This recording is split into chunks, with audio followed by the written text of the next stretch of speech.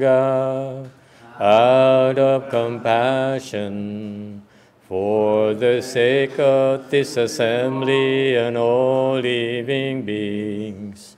Please turn the wonderful Dharma wheel to teach and guide us how to end birth and death, leave suffering and attain bliss, and quickly realize non-birth.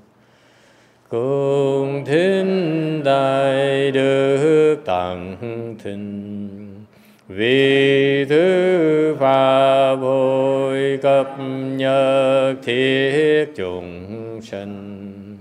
Thịnh chuyên diệu pháp luân giao đạo ngã môn, như á liêu sanh thoát tư ly cố đạt lạc, tất chứng vô sanh. Homage to the Blessed, Noble, and Perfectly Enlightened One. Nam mô Sa Đan Thô Sư Chế Đô Ye A La Hờ Đi Sa Miao Sam Pu Tô Xie.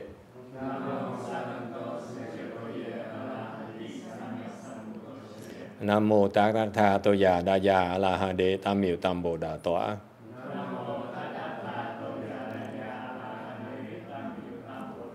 The unsurpassed, profound, subtle, and wonderful Dharma in 100,000 million aeons is difficult to encounter. Now that I'm able to see and hear, I will receive and maintain it.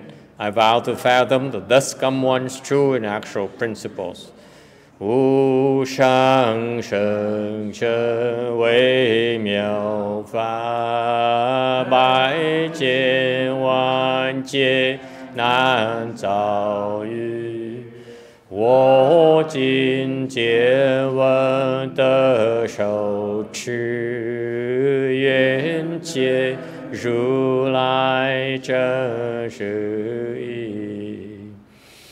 O Buddhas and Bodhisattvas, Venerable Six Patriarch, Venerable YongHua, Venerable Elephant People, and all good knowing advisors, Amitabha.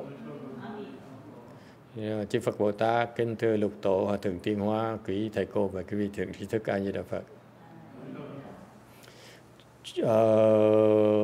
Chư Phật Bồ Tát, Liêu Tử, Sư Phụ, Sang Rần,各位出家人，各位善知识，阿弥陀佛。Today is the 22nd of July. We are at Blue Mountain Temple in Rosemead, California, to continue discussing the Sixth Patriarch Sutra.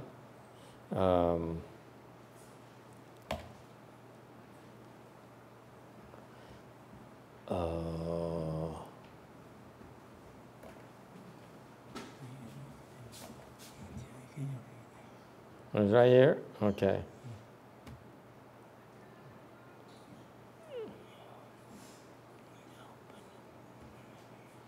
Okay, we are presently on slide 391.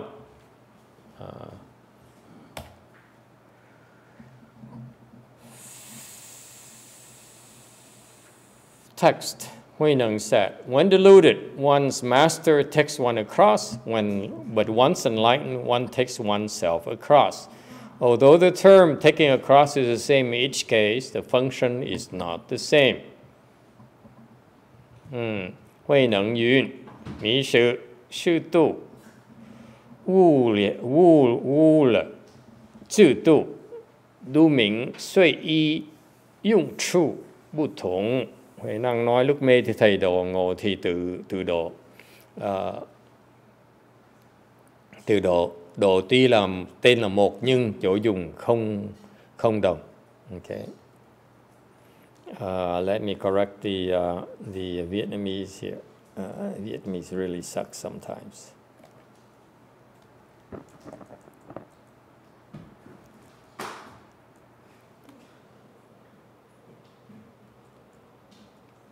Okay.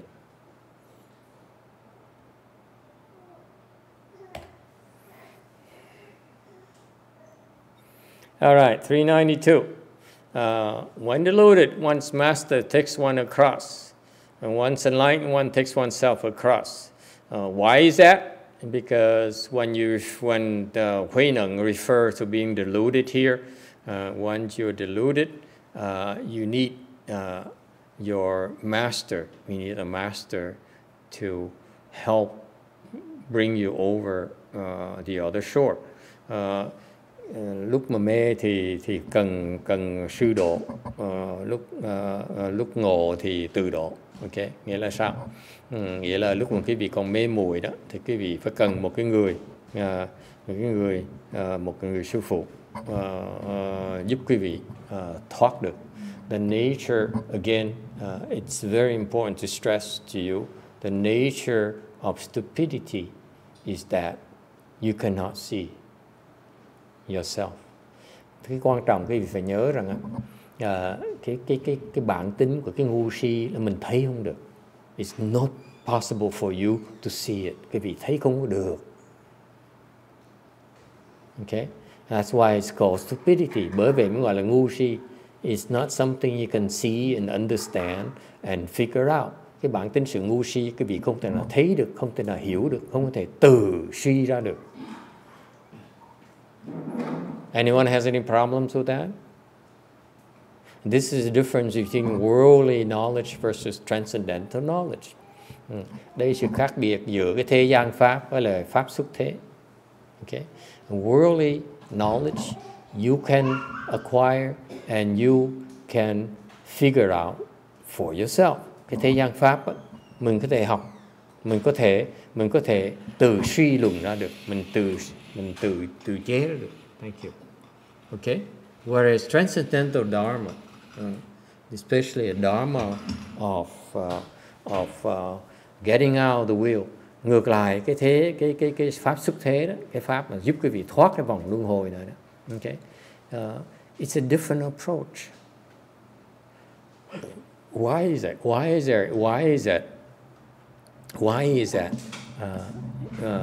When we say that when you're stupid you cannot figure it out.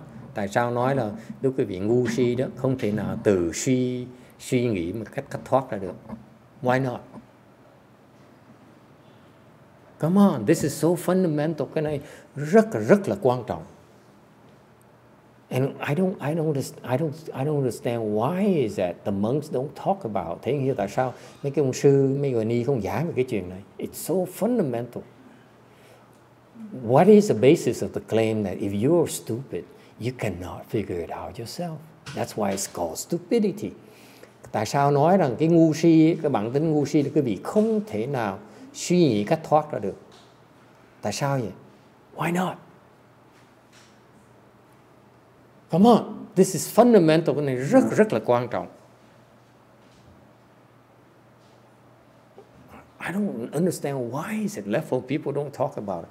Of course, I don't expect the scholars to talk about it. Đương nhiên thầy biết mấy người học giả nói cái này không hiểu cái này. They don't understand. That's why they cannot explain it to you. But I don't get why the monks and nuns don't explain it. Không hiểu tại sao mấy thầy mấy cô không giảng cái việc chuyện này. Okay? Anyone here, anywhere, from any monk or nun or scholar says, if you're stupid, it means you cannot figure it out. Có ai dám nói một cách trắng trợn như vậy không? Nếu quý vị còn ngu si đó, không thể nào suy cái đường thoát được, đường giải thoát được. You cannot figure it out. Không cách nào tìm ra được, không cách nào nghĩ ra được cái đó. It's not possible. Why not? Tại sao vậy? Come on, everyone. This is fundamental to Buddhism. Cái này là cái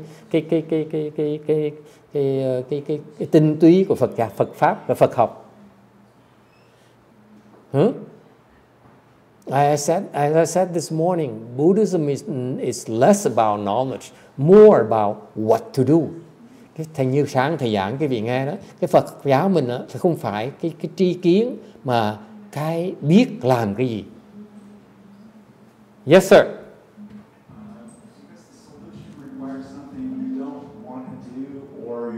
Take a loss, and you won't choose to do it.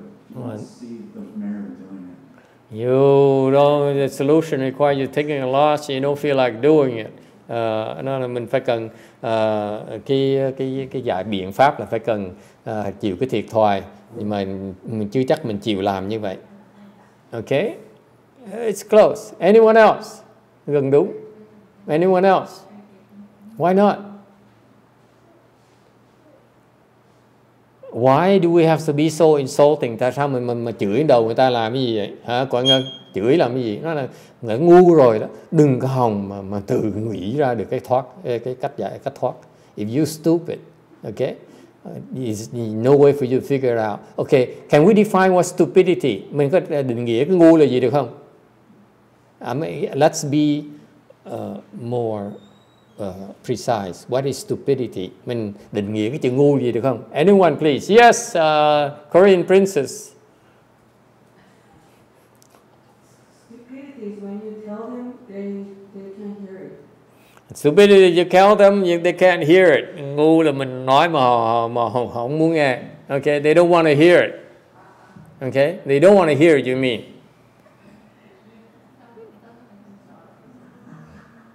Yeah, ngu là nói mà nó không muốn nghe. Anyone else? That's true. Yes, what else? Stupidity is when you think you can figure it out yourself. Stupidity is to think you can figure it out yourself. Ngu là có nghĩa mình nghĩ là mình có thể suy nghĩ ra được.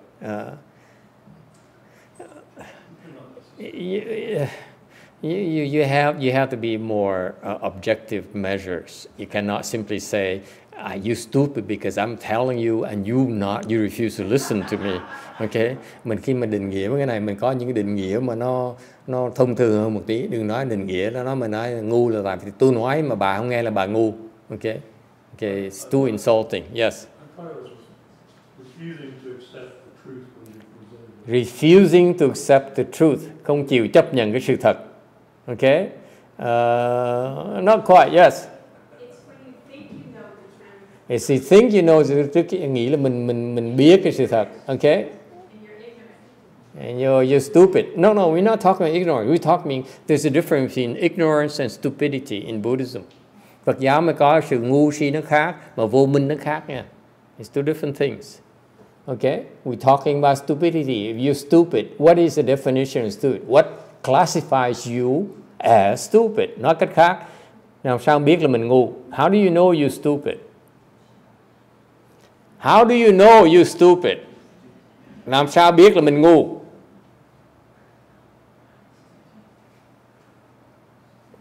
Đệ tử Tuyên Hóa, Master HuiNeng disciple.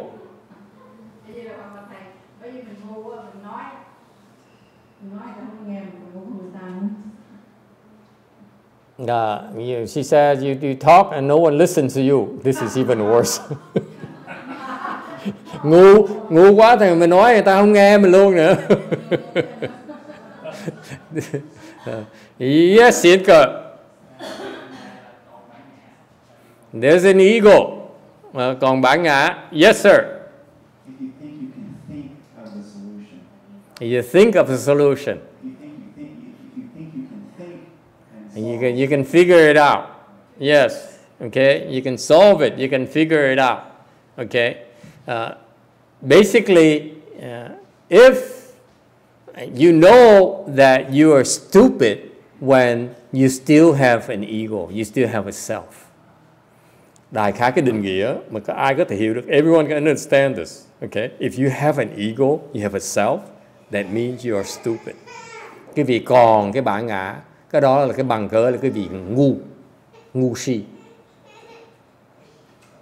Anyone has a problem with that? Có ai vấn đề này không? Okay? Any problems? Có ai vấn đề gì không? If you know that you still have an ego, you still have a self, a presence of a self, okay? That is a proof that you are stupid. Nói một cách trắng trợn, cái vị biết á, mình còn cái bản ngã, cái đó là bằng cớ cái vị ngu si. Questions? Có ai vấn đề gì không? Yes? Any problems? Any disagreement? Ai không đồng ý không? Anyone agrees? Có ai đồng ý không? Meaning that when you agree, meaning you still have an ego. Yes? That's a proof right there. As long as I don't like you. Cho hai những người nói, what is the proof? What is the proof of an ego? Cái bằng cớ bạn ngã là sao? I don't like you. Right? Tôi ghét cái mặt gì ghét. Yes? Đúng không? Anyone has that experience? You hate someone, guts so much. Thù hàng ngày. Anyone hate someone? Okay? My neighbor, you know, we build a retainer wall. He borrows money and he refuses to pay it back. Disgusting. Những cái ông láng giềng sau chùa mình á, xây cái tường sau, truyền tường chung với nhà đó, là cho mượn tiền mà xây, xong bây giờ không trả, viện đủ cớ, he find excuses not to pay. Okay? That's disgusting. Agree? How about I like it? Hoặc là tôi thích. Yes? I like it. I love you. Anh yêu em. Yes? You're stupid. That's a proof right there. So when someone tells you, I love you, really? Am I supposed to, say something stupid? Not funny, I know. Any problems? It's hopeless, I know, text. We're going to have a big problem if you take this attitude in life or go around with it and just consider everybody stupid as any kind of self-identity. How does it help? Basically, he's saying that from his perspective, most people he knows are stupid. Yes? Everybody I know is stupid in that way. Everybody has a self. Not everybody. Some people, most people are stupid, but not everyone is stupid. I can't think. I'm sure that you look around closely enough, you see that some people are not stupid.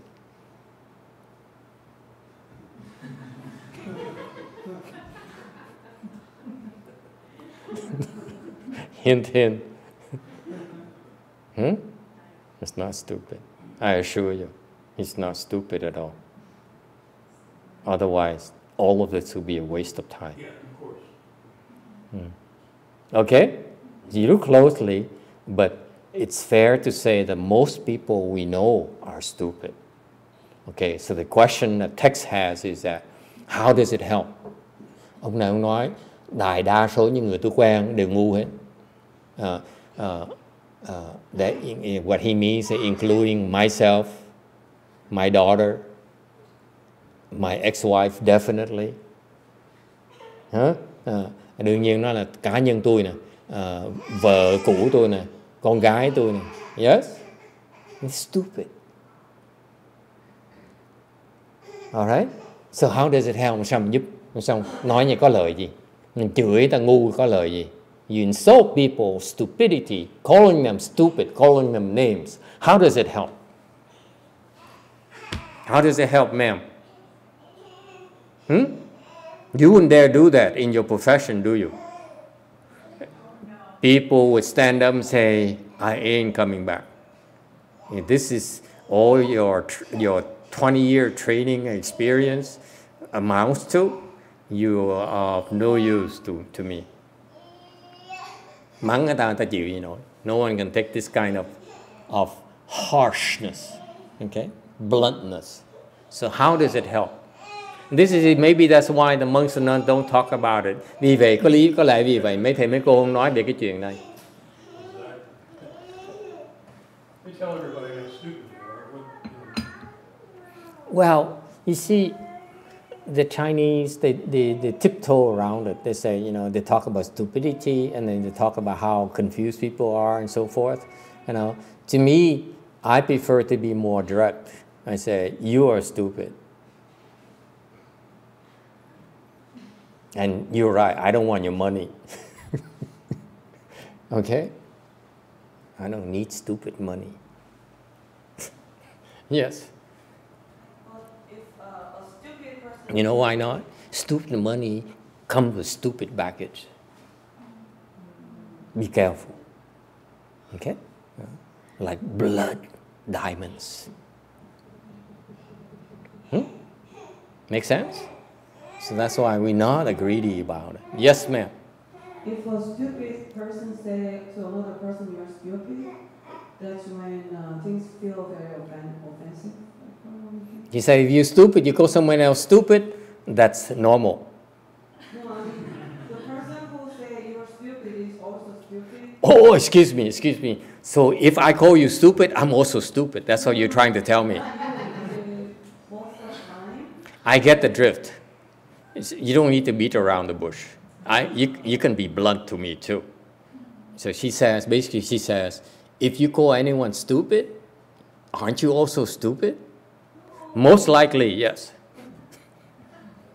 Yes, sir. Are there levels of stupidity, or is it just Someone says, are there varying degrees of stupidity?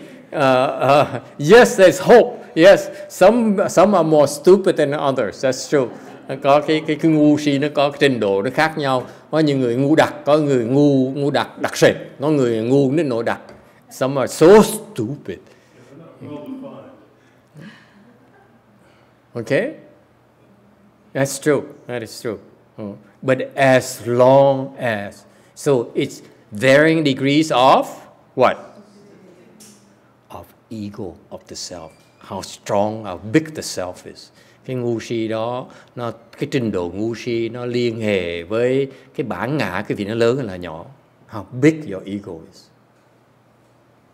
Does it make sense to you? Yes, ma'am.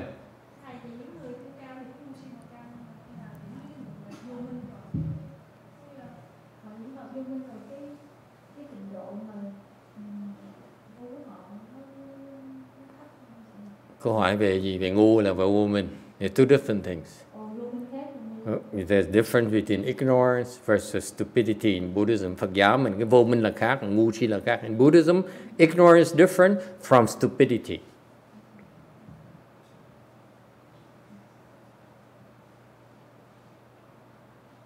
Yes?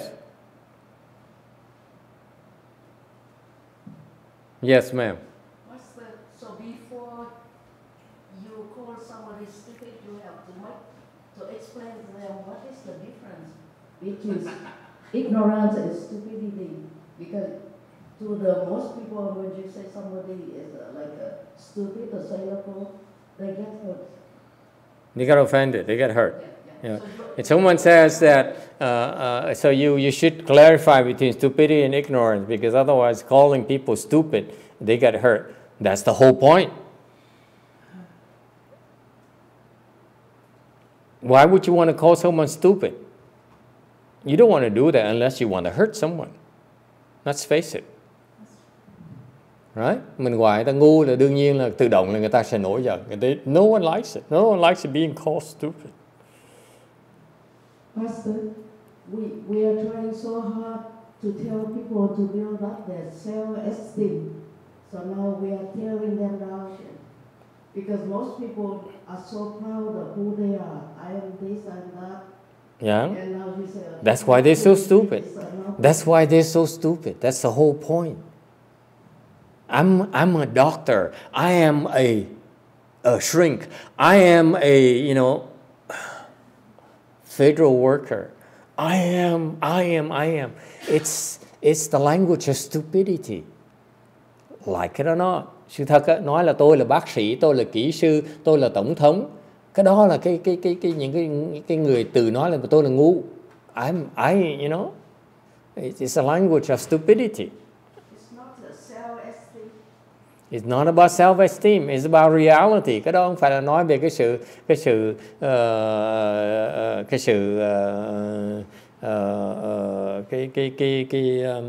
what's self-esteem in Vietnamese?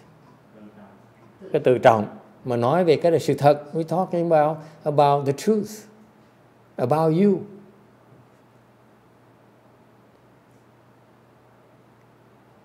Yes, Jim.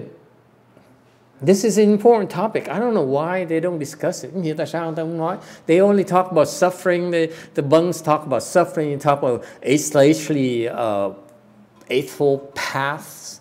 Nó là mấy sư, mấy cô giảng về cái tư diệu đế, giảng về cái bát chánh đạo, giảng về cái gì đó này nọ không, mà không giảng về cái căn bản nhất. And this is the most thing. You know, why do you need those things? Because you're stupid. Yes. She raises an interesting point.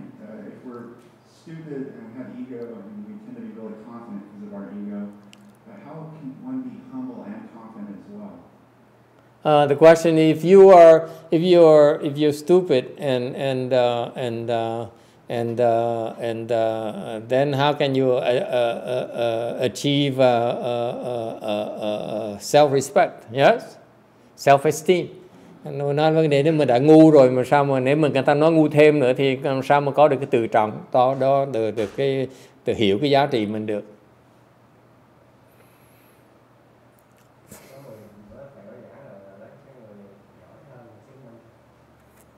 He says, what to do? Sao bây giờ? What to do? The professional says, I can't do that. I mean, I will lose all my clients. Mấy người mà cái nghề người ta nói tôi mà chửi người ta bỏ tôi mất khách hết. Yes? It's interesting because over the years I've seen this evolve, where self-esteem used to be defined as creating more status for yourself in the world and feeling more approval from others. But over the last couple of years, I've noticed that people tend to develop more self-esteem when they separate from those things and they find their worth from within. Mm-hmm. And it's not Excellent. about struggles, Excellent. but they find that so much more rewarding and they want to know about that. Excellent. Excellent. Thank you. Cô đừng có nói là trong quá khứ đó, cái khuynh hướng đó, là cần cái tự trọng, cái giá trị mình do người khác đánh giá cho mình. Bây giờ cái khuynh hướng 2 năm vừa qua là cái giá trị mình là từ ở trong đó ra, mình tự định lấy. Okay, this worth emphasizing that it's a fallacy to base your self-worth and your self-esteem on others. The self-worth and self-esteem is primarily from within. This is what's wrong with the people saying that who are afraid to insult others. Okay, meaning that you are reinforcing their stupidity. That's all you're doing. You're reinforcing their low value, their low value. Their self-worth is so low. And what you're doing is you are saying, okay, this is where you are. It's okay to be that low life. Okay? Thành cái khổ, cái này quan trọng phải nói nhấn mạnh chuyện này. Nếu như mà mình cứ khuyến khích người ta dở, mình khuyến khích người ta như vậy, nó có một cái tai hại là khiến người ta suốt đời nó lẹt đẹt như vậy, không ngóc đầu nổi. Yes. I think the direction this is taking has been aided in part to people's natural awareness that they can't get what they need from the outside world. Right. Because the outside world, as we know, is changing so quickly and not for the better. Right. That they're grasping for things they know aren't there. They already know that. Right. And they're looking for a way to find it without the external. It sounds like a good video topic right there. Okay, it's excellent. Cái này là nói cái vị biết bây giờ cái thế giới mình, xã hội mình nó đang thay đổi. Lúc trước mình dựa trong những cái ngoại vật. Bây giờ những cái ngoại vật nó thay đổi quá, mà mình nếu cứ tiếp tục tìm cái ngoại vật mà dựa vào đó thì khi mình tiếp tục khổ như vậy. Okay, phải tìm cái phương pháp mới để nhìn vào trong đó. So the trend has to be stop relying on externals. You have to look inside. That's the way to go. Khuynh hướng phải là không nên nhìn ra ngoài, mà phải nhìn vào trong mới tìm được cái biện pháp giải quyết vấn đề khó khăn trong cuộc đời của mình. Okay? The point here is not so much about self-worth, self-esteem, or losing people's sympathy or breaking up relations with them. It's the fact that we talk about this. I talk to you because you're here looking for answers. You don't talk like that to people who are perfectly happy with themselves. There's no need to rock the boat. Okay? Thì nói cái này không phải là mình đi đâu gặp người ta mình nói là chỉ mặt đó là sao mày ngu dữ, ngu. Okay? Là như là khùng. Okay? Mình thiệt sự như người làm như là người thiệt sự người ngu mới làm những chuyện như vậy. Thầy nói cái này là nhắc cái vị đó. Cái vì ở đây cái môi trường mình nó khác. Cái vì vào đây cái học Phật Pháp để tìm cái giải pháp để mà thoát cái ngu si, cái vô minh của mình. Okay? Thành thầy mới nói như vậy. Okay? Thành ra tùy cái môi trường, tùy cái hoàn cảnh mình nói chuyện. Chứ mình đâu có đi dạy mà đi cái chửi người ta là ngu si thì chả có lợi hết. The Buddha doesn't go around telling people they're stupid. It's counterproductive. We all know that. Okay? But at some point in time, it's important to define what is considered to be stupidity in Buddhism. And the definition of a Buddhist definition of stupidity is the existence of an ego, of a self. Thành ra những điều mình phải quan trọng phải nhận ra là cái định nghĩa của cái ngu si của Phật Pháp mình là gì. Phật Pháp là ngu si là còn cái ngã, còn cái bản ngã, thì cái người đó là người ngu si. You like it or not, but that's the definition. Nó định nghĩa như vậy. It's not meant to be an insult. Yes, I tend to dramatize it, and I apologize. I enjoy it too much to see the shock in you, especially after a heavy lunch. Thầy xin lỗi là thầy nhiều khi dùng hơi quá lố. Sau khi ăn buổi trưa no nê, ngon lành, okay, thầy cần những cái biện pháp để cái vị mở mắt thao láo ra mà nghe nói pháp. Okay, thành nhiều khi hơi quá lố một tí, thầy xin lỗi cái chuyện đó. Nhưng sự thật á, nhiều khi mình phải nghe, mình phải nhìn cái thực tế nó trắng trợn Phật Pháp mình mới có cái cơ hội mà học hỏi cái sự thật được. So far so good? Okay, so now, definition stupidity is the existence of an ego, of a self. Thành ra cái định nghĩa của ngu si Phật Pháp mình là còn cái bản ngã. No other definition. No need to beat around the bush. Okay? You used to have an ego. Okay? You classified. Welcome to the club. Okay? 99 percentile. Okay? Yeah. Yes, sir. It is so that lots of Buddhist writers, teachers talk about greed, hatred, and stupidity, but none of them ever say, and by the way, stupidity means that if you have any ego whatsoever, that you're stupid. Nobody ever says that. No one ever says that, according to Mr. Beaumont here. Ông nói không ai, including the scholars, including most monks and nuns. Yes? Especially scholars. Especially scholars. Những người học giả, nhất là những người học giả, đại đa số những người sư mình đi, không ai nói là ngu si là người còn cái bản ngã. Why is that? Tại sao như vậy? Because it's to admit that one is stupid. Tại nếu mình nói như vậy là lộ ra cái ngu si của mình. That's why people beat around the bush. Thành ra những cái người như vậy, tao nó quanh, nó co, nó co, nó quanh, nó canh, nó co. Does it make sense to you? If I'm a scholar, if I'm a teacher, and I stand up there and talk about Buddhism, and I said, by the way, I can lecture on Charangma Sutra, and lecture about Avatamsaka Sutra, lecture about Lotus Sutra. What do you want to know about Buddhism? I can teach you. Okay? Mấy người học giả tao nói tôi giáo sư, tôi đã nghiên cứu Phật học đã 50 năm trời rồi, kinh gì tôi cũng biết. Phật học cái như là tôi là người chuyên môn học Phật học, chuyên viên học Phật học. Ok, cái vì hỏi gì tôi biết rồi hết, nhưng đều cái khổ cuối cùng đó là tôi vẫn còn bản ngã. Ok, thì trong cái định nghĩa của Phật giáo mà là tôi là ngu như thường. So I'm so knowledgeable and yet I'm very stupid. Who's gonna say that? Who's going to admit that? Ai mà nói cái chuyện đó bây giờ? That's why no one talks about definition of stupidity. Thành không ai nói chuyện định nghĩa của cái ngu si hết. Any problems?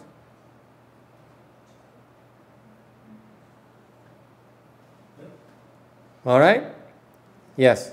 Just a comment, especially someone who goes for a PhD, that's the last thing they're going to admit, is that, by the way, I'm stupid.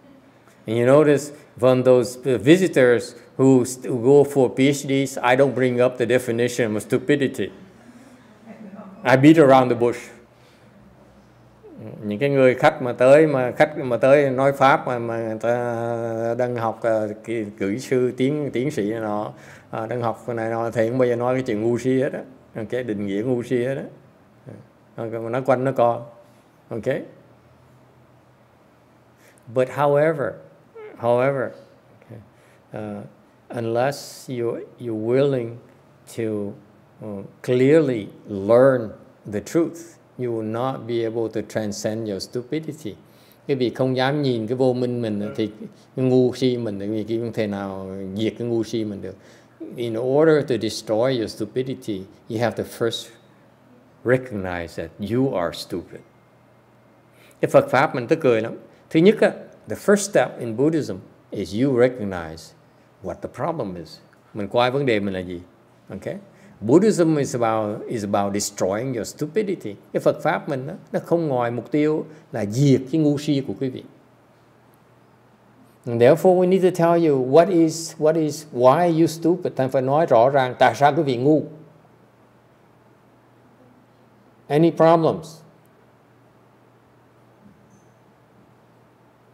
Okay, so now we understand the definition what is stupidity. Thành mới định nghĩa cho quý vị thấy là cái ngu si là gì. What about ignorance? Cái vô minh là sao? What's the difference? In Buddhism, nên Phật pháp mình, in Mahayana, trong cái Đại Thừa, only Mahayana do you have this.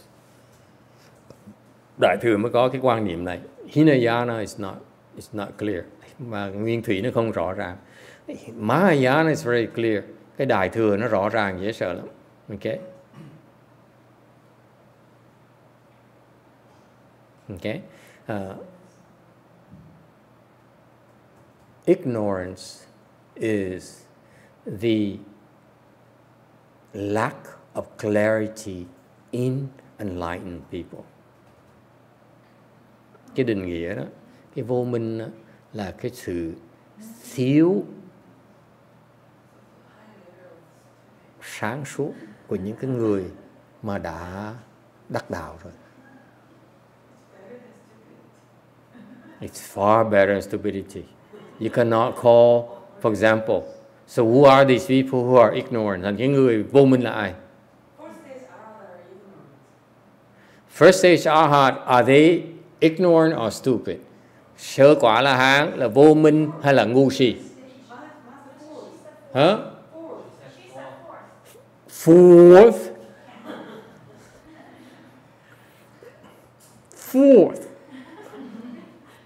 stage Arhat.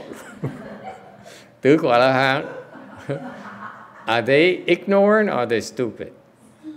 Huh? Tứ quả La Hán vô minh. Wait, let's go slow. First stage Arhat, are they stupid or are they ignorant? Sơ quả La Hán là ngu si là vô minh. Huh? Both is correct. Okay.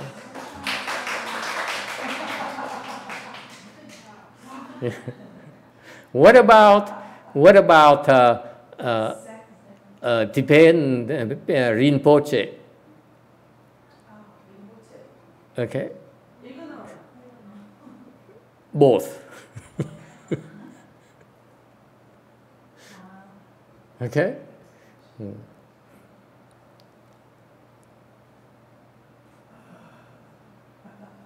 Let's leave out the specific places, temples, or names.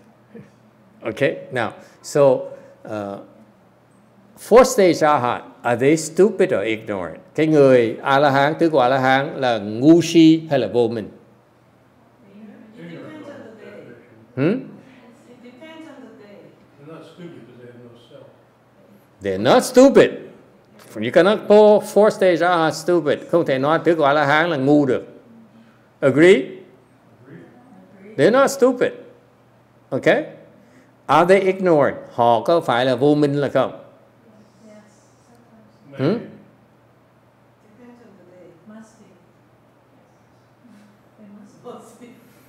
From a Mahayana perspective, they are not ignorant. Về cái phương diện đại thừa mình á, tứ quả La Hán là không phải là vô minh. You have to become enlightened before you learn to deal with your ignorance. Quý vị sau khi giác ngộ rồi sẽ được dạy cái cách để mà đối phó cái vô minh của mình. You'll be taught how to address your ignorance. Sau khi quý vị đắc đạo rồi đó. Because today we celebrate YongHua's Enlightenment Day. Okay, ngày hôm nay chúng ta cái pháp hội Quán Thế Âm Bồ Tát đắc đạo chứ gì. Sau khi Quán Thế Âm đắc đạo rồi mới được dạy cách để mà giải cái vô minh của mình. After you attain the way, then you'll be taught how to deal with your ignorance. You put an end to your stupidity, then we teach you how to deal with your ignorance. Sau khi mà diệt cái vô minh, cái ngu của mình rồi, quý vị mới được dạy. Okay? Đắc đạo rồi mới được dạy cái phương pháp để mà giải quyết cái vô minh của mình. It's much more difficult. Nó khó hơn là cái ngu si. Ignorance is much more difficult to deal with than stupidity. Cái vô minh nó khó mà giải quyết hơn là cái ngu si quý vị nhiều. Much more difficult. Much more difficult. Okay? So if you will,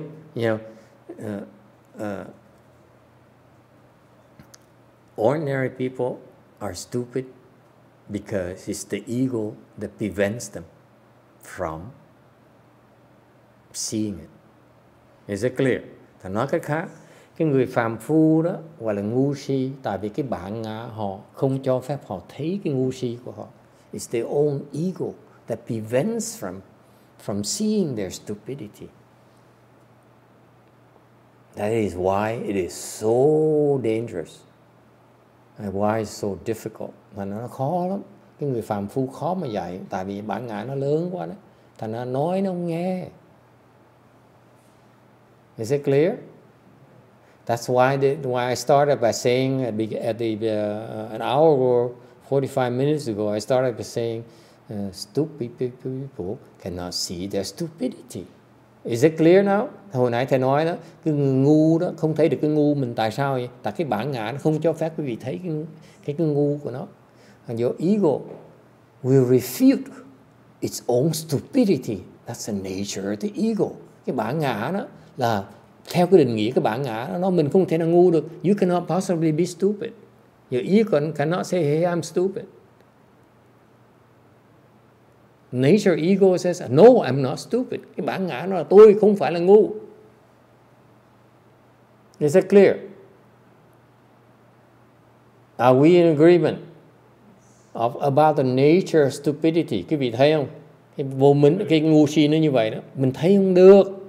Therefore, for you to say, okay, you tell me I'm stupid, you're right, I still have an ego, but I will figure it out. That I will figure it out right there is self-defeating. Thành những cái người mà nói tôi thông minh lắm, tôi là cỡ như là genius, okay? Thần gì đó, thần đồng, okay? I'm a genius, and my IQ is genius range, okay? I will figure it out. Nói tôi là thần đồng, chắc chắn tôi sẽ nghĩ cái này ra, suy nó ra được, okay? Why not? You cannot do it because you yourself will stop. You will not be able to see your own stupidity. Your ego will prevent yourself from defeating yourself. Cái bản ngã đó, nó không cho phép quý vị thấy được cái ngu của nó. Any problems? So when people says, yes sir.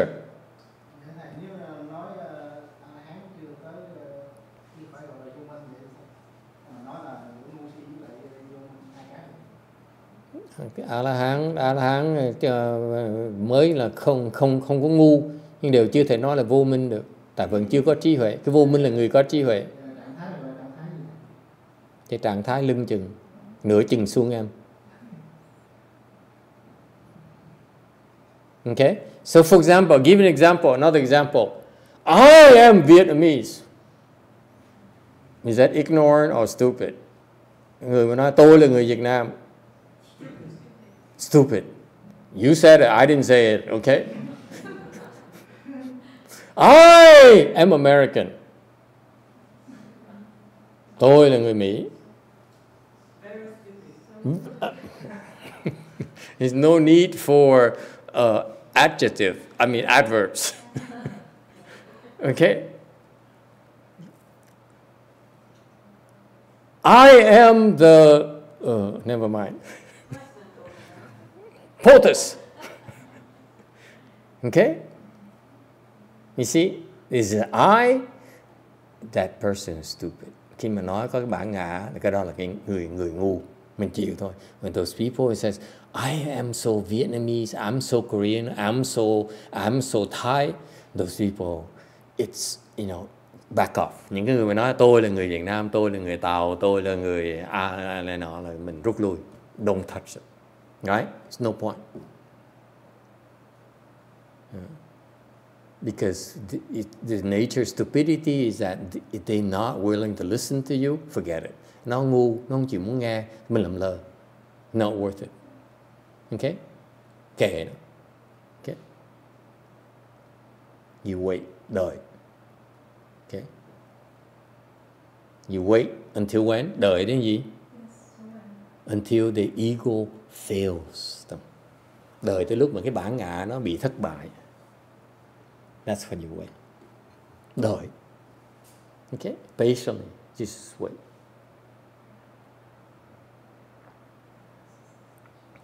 Okay? Another example of someone who's stupid. Một ví dụ như người ngu là sao? They listen to lecture and they doze off. Những người ngu nghe cái phần này ngủ gà.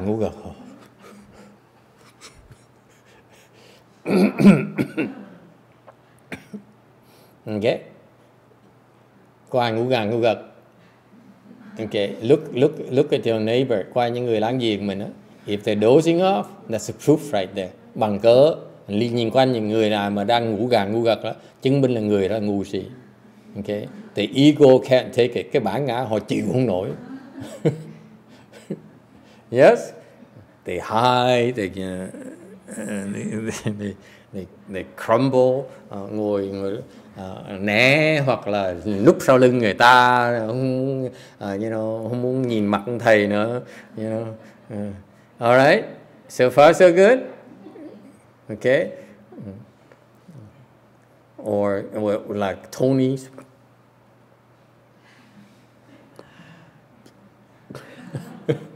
Yes.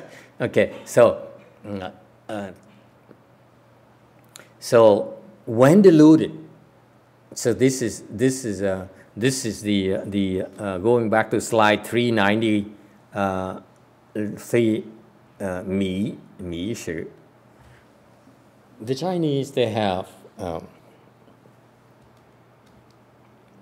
the Chinese or the Buddha when he spoke the Dharma, Đức Phật khi mà ngài nói pháp đó, ngài cũng dùng cái chữ là she. He uses when he talks about sutras, he uses the word Mỹ instead of sư.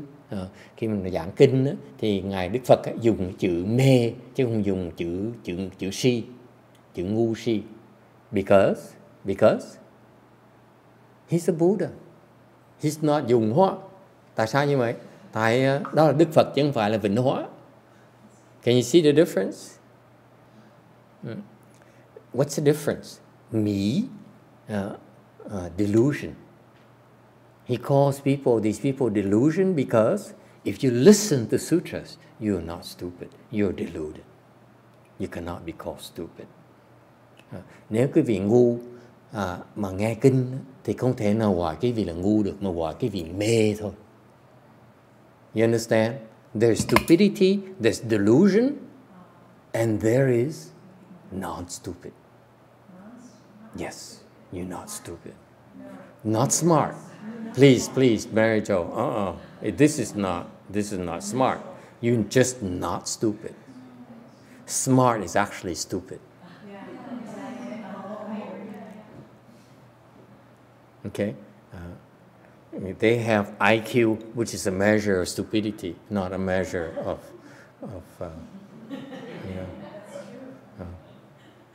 actually, when you say, my IQ is 160, it's a pretty high level of,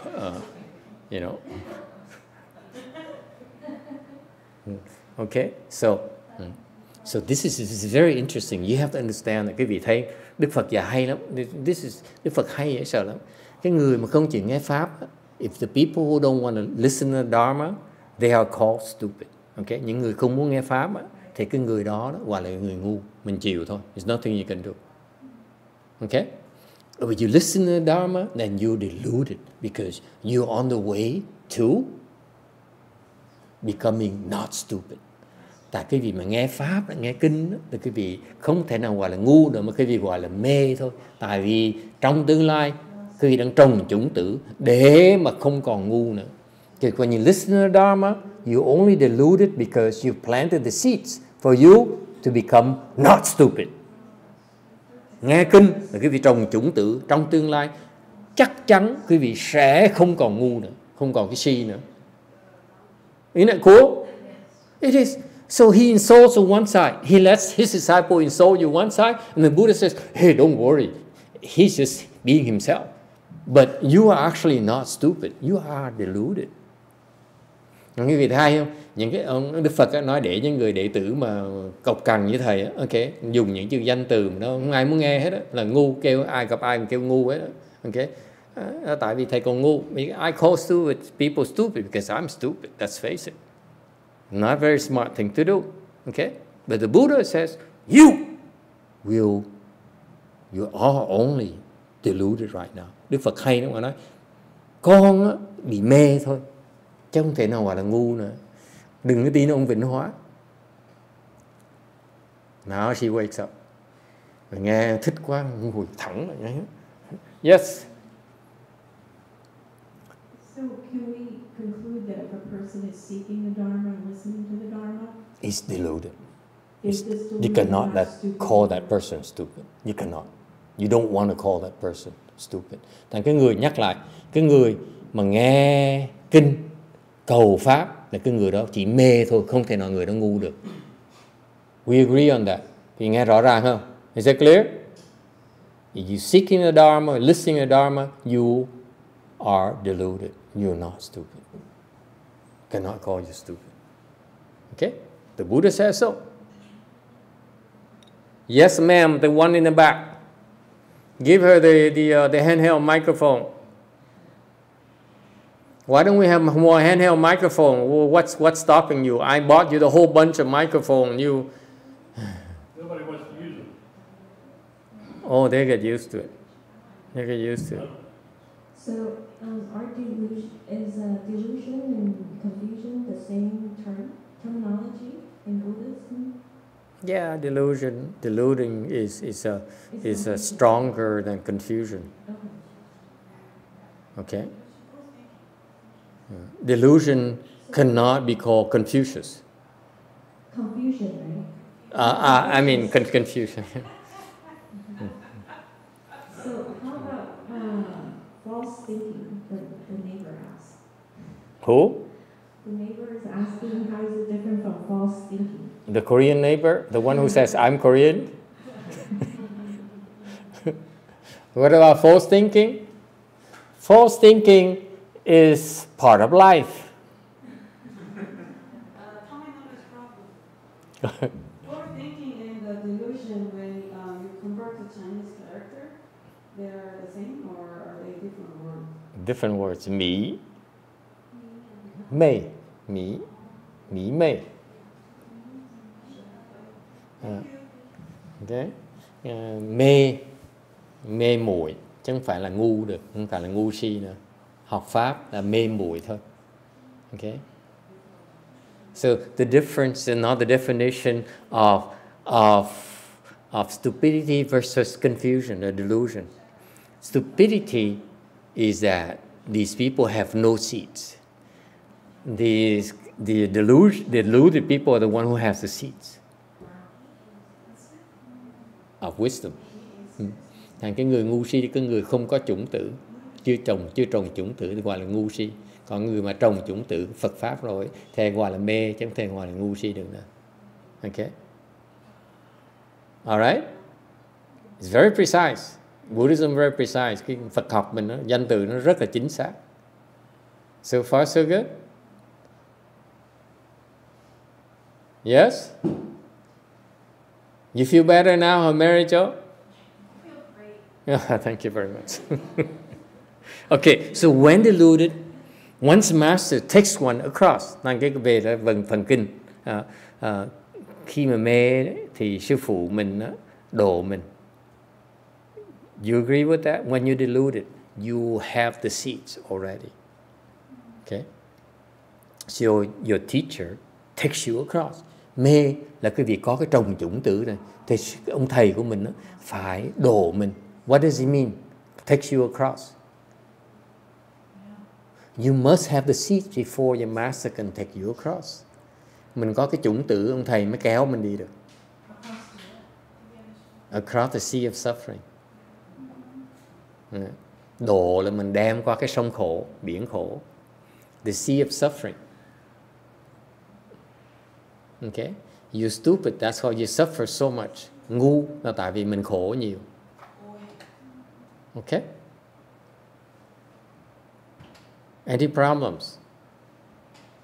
When you're deluded, you have a lot of suffering. Cái vì lúc mình bị mê đó, cái vì khổ nhiều lắm. Yes or no? Agree? When you are confused, you're deluded, you have a lot of suffering. Cái mê đó, cái vị phải biết cái mê của mình đó, là nó tương đương với là cái khổ của mình. Nothing good about delusions. Yes, sir.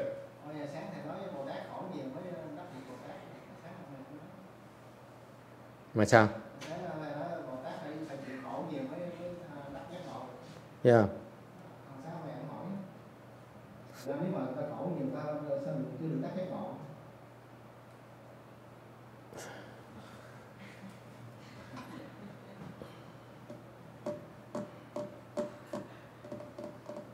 It's such a stupid question.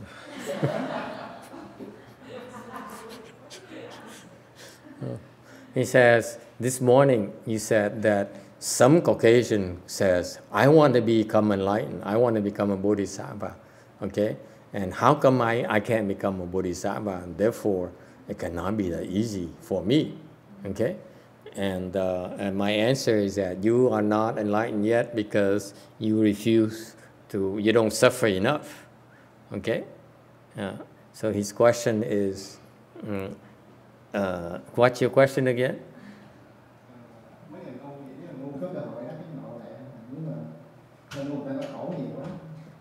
He says, now you're contradicting. He said, you're the more stupid, the more suffering you have. So what's the connection?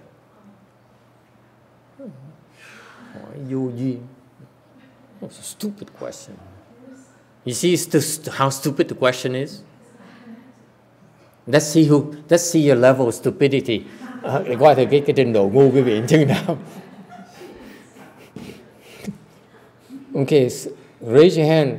Someone who feels that his question is stupid. Ai mà nghĩ cái câu hỏi này ngu giơ tay thầy coi. You all stupid.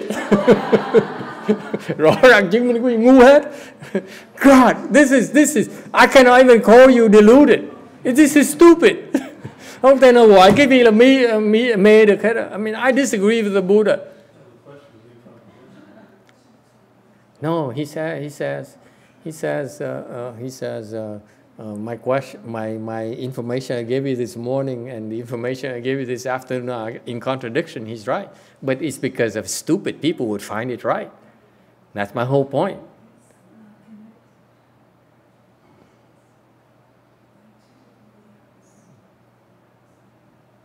When I said this morning, the reason you're not enlightened yet is because you haven't suffered enough. And then this afternoon I said, you're stupid, therefore you have so much suffering. So how can you suffer so much and then you don't suffer enough? How is it possible? I'm stupid right now. How the heck I'm going to become, not stupid if I don't suffer because I'm suffering already? I mean, come on, man. You're going to talk on both sides of the mouth at the same time. What a stupid question. You agree? Yeah.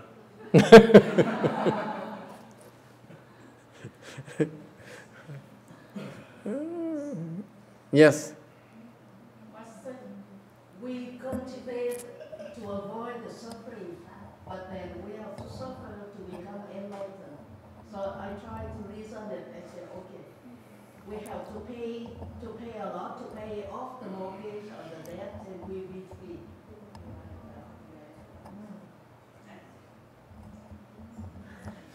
Precisely. Okay. Yes. We are not motivated to avoid suffering.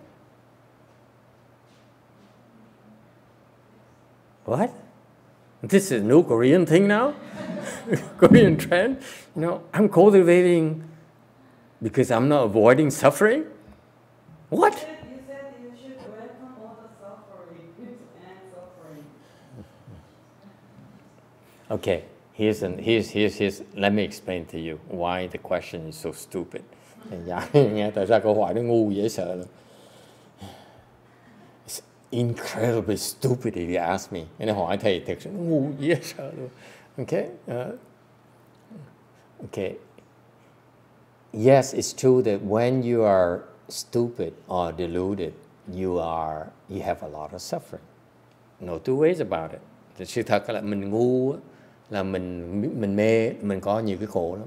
Because why is that? Because the nature of stupidity and delusion is that you're creating bad karmas. Yes?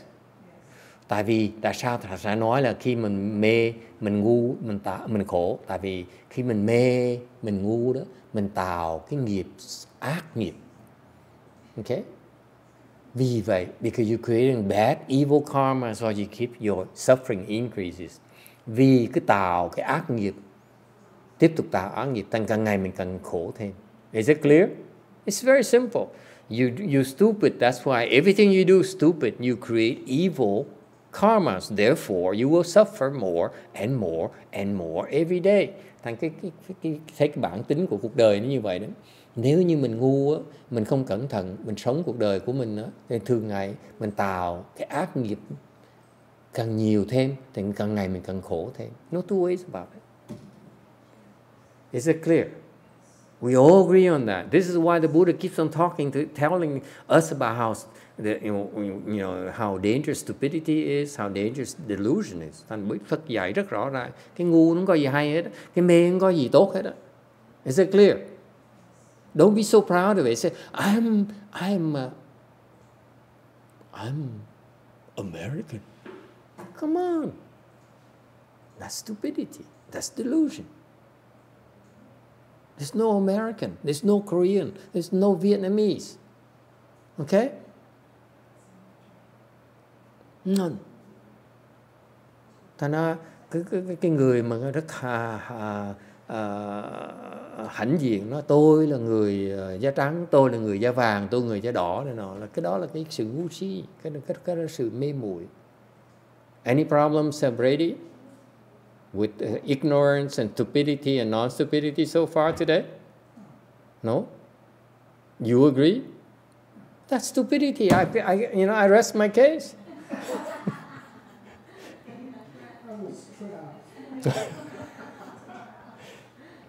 Okay? All right. So, it's true that we're creating evil offenses, we're creating bad karma, therefore we will suffer more. No two ways about it. Mình tạo nghiệp thì mình sẽ khổ thêm. Agree? That's cause and effect. You cannot avoid it. Mình tạo nghiệp, mình sẽ bị chịu cái quả. Okay? All right? So far so good? Unless you're wise enough to undo the retribution. Trừ phi mà quý vị có cái trí huệ. That's why you are deluded versus being stupid. Stupid people says, I create offenses, I don't care.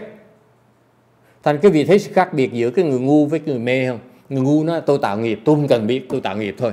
Còn người mê sao? Whereas the confused people say, yes, I know it's bad, so let me try to fix it. Let me mitigate it. Cái người mê thì nói, tôi biết tôi tạo nghiệp, nhưng mà tôi sẽ cố gắng gỡ cái đó. Okay? See the difference? It's still suffering though. Yes? Nó vẫn khổ như thường. But one is less suffering than the other. Để cái khổ, cái người ngu, nó nhiều hơn khổ người mê. Agree? Is it clear?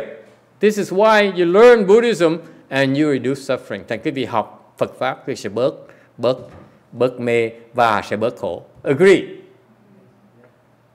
Sounds good? So don't tell the Buddha that I only insult you. Okay? Này đừng về nó mắt với Phật. Đức Phật nói là cái ông Bình ông Hoa chỉ chửi chúng con thôi, không có gì mà tốt mà nói hết. So far so good. Okay, so now we see the definition of why the suffering. Okay, the suffering. Now, what about cultivation? When you study the Dharma, quý vị nghe kinh, bỏ thì giờ nghe kinh, spend time to work in the kitchen, bỏ thì giờ để nấu ăn trong bếp. Okay, you spend time meditating, bỏ thì giờ thiền. Okay, you cultivating, cái đó gọi là tu. So far so good, right? It's cultivation. It's called cultivation. Cái đó gọi là tu. So far so good? Okay. Is that suffering or not? Cái đó khổ là không khổ?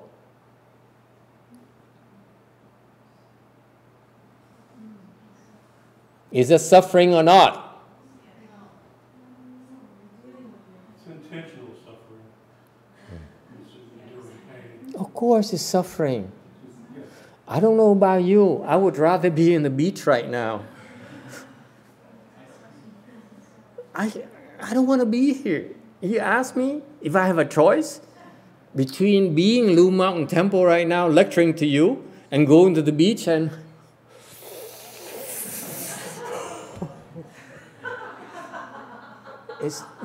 it's no hesitation. Thành cái vị thế, để nói khi nhiều cách thành thật mà hỏi cái vị, hỏi thầy bây giờ, thay vì thầy có mặt ở Lưu Sơn Tự nói pháp cho quý vị nghe, với ra ngoài bãi biển, ngày nó nóng như ngày hôm nay vậy đó. Okay? I remember when I was my teenager, during this time of the year, I'd be at the beach. And I'd be spending the whole day in the beach. When it's hot enough, jump to the ocean. Okay? You swim a little bit, and you get up, and you go and get some ice cream. Vì thế hồi trẻ thì sướng lắm. Cái thời mùa hè như vậy á, là sống ở biển á, là ra biển cả ngày á, nóng thì nhảy xuống biển, biển xong bơi tí xíu vui rồi lên ăn cà lem rồi ăn này nọ.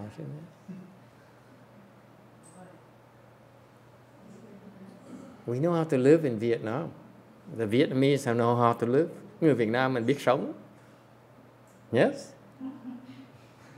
All right? Now you see why I have a permanent suntan. It's from years of spending the summer on the beach. Thành ra vì cái đó cái da thì nó ngâm luôn, không bao giờ nó còn trắng được nữa. You see that? Instead of being yellow, actually it's kind of brownish.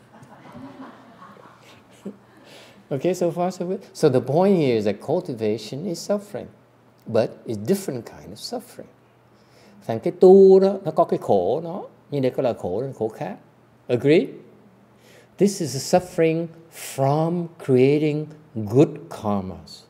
The other suffering that you don't cultivate, you suffer from creating bad karmas. Thành cái khác biệt cái khổ, hai cái khổ là khổ nó khác nhau. Khổ mà tu là tạo cái thiện nghiệp. Cái khổ mà không tu là tạo ác nghiệp. Okay? So far so good? Is it clear? Which one is worse? Vấn đề là cái nào nó tệ hơn? Creating bad karma is worse. Tạo nghiệp á, nó tệ hơn. See, you lost one already. Người chịu không nổi bỏ đi rồi. Okay? It's nonsense. I agree. Call it first, you call stupid, lúc đầu nói là chửi đầu mình là ngu, xong nói bây giờ mê, xong rồi tu là khổ. He says first I started by calling her stupid, and then later, an hour later, no, actually you're deluded, and then finally he said you actually suffering.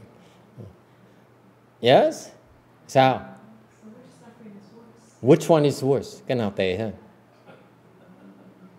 I'm serious.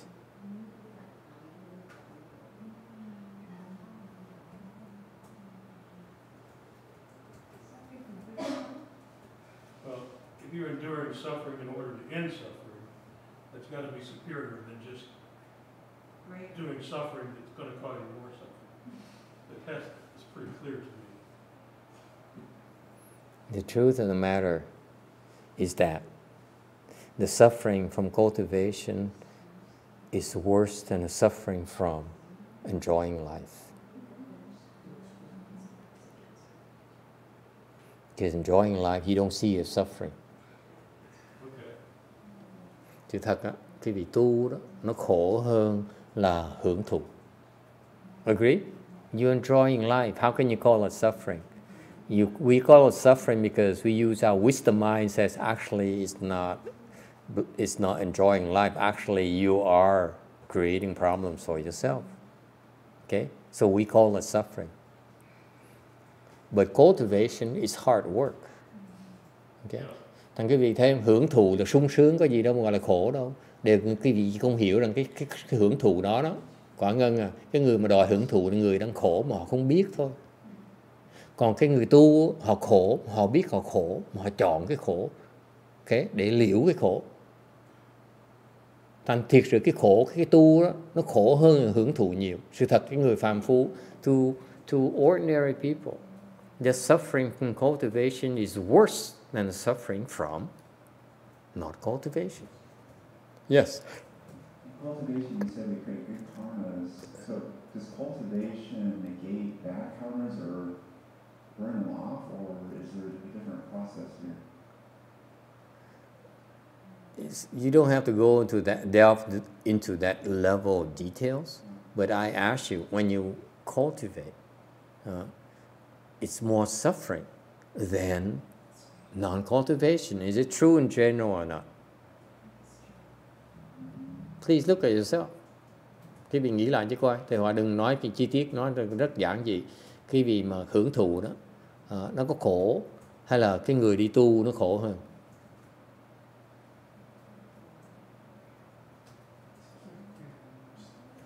In fact, in order for you to become enlightened, let me tell you the secret, nói cái bí mật này. For you to become enlightened, cái vị muốn đắc giác ngộ, you have to endure more and more suffering than before. That's a mindset. Cái tinh thần của người giác ngộ đó là cái người mà sẵn sàng chịu khổ nhiều hơn lúc trước. That's what it takes. On the other hand, if you say that I have enough, okay, I work 8 hours a day, okay, that's it. I cultivate 8 hours a day, that's it. Then you're not willing to take on more suffering. That's what is meant by saying that you don't suffer enough yet. You refuse to suffer. Quý vị, cái người mà nói là tôi chỉ tu 10 giờ một ngày, hoặc là 8 giờ một ngày thôi, okay, giống đi làm việc vậy đó. Okay. Thành ra cái đó là cái người đó là sợ tu, sợ khổ. Muốn giác ngộ, cái bí mật người giác ngộ là quý vị không sợ khổ. The test is for you to reveal your fear of suffering. Những cái thử thách này á, nó bộc lộ ra cái bản tính mà sợ khổ của quý vị. Mà quý vị vượt qua những cái đó, quý vị mới có thể đắc giác ngộ được. You need to overcome that fear of suffering for you to reach enlightenment. So therefore, let me remind you, this is a very important message for you today. Ngày hôm nay bài học rất quan trọng. Okay? In Mahayana, In our training, trong cái chương trình chúng ta đó, we help you face suffering and increasing levels of difficulties. Cái chương trình chúng ta đó là giúp quý vị nhìn thẳng vào cái khổ của mình, mà càng ngày nó càng khó khăn thêm. Yes or no? You notice that? It gets harder and harder and harder and more difficult. Càng ngày nó càng khó. You don't have a moment say, oh, I made it. Now, let's hit the beach. Có bao giờ quý vị thấy nó nói, thôi tu đủ rồi, mình ra bờ biển tí. Now we can retire. Do Buddhas do that? Do Bodhisattvas do that? Phật có làm như vậy không? Bồ Tát có làm như vậy không? Do they go like this? Only non-Buddhas, non-Bodhisattvas do this. Có những người không phải Phật, Bồ Tát mới làm chuyện này thôi. Is it clear? I hope you take a picture of this and say, Buddhas would never do this. Bodhisattvas would never do this. That's different. It's different. He's dying. He's dying. Yeah. That's why he's laying down. I still have a few more years left. You didn't know that? No. That's why he's poisoned. He's close to nirvana. Okay? Remember? Okay? This is not a bodhisattva. Oh, I like that. Wait a second. Wait a second, Master. Oh, good. Very good. A little more. You got that? Yes.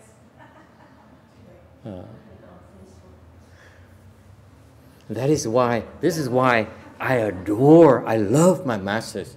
Thành ra thầy mê Ngài Thiện Hoa chỗ đó thôi. He's the only teacher who says, you haven't suffered enough yet. Ngài Thiện Hoa là Ngài duy nhất mà mình dạy thầy đó, mày chưa khổ đủ. Only teacher. The only teacher I know who says so. Người thầy duy nhất mà thầy nói thầy là mày chưa khổ đủ. Tao đầy mày thêm. I want you to suffer some more.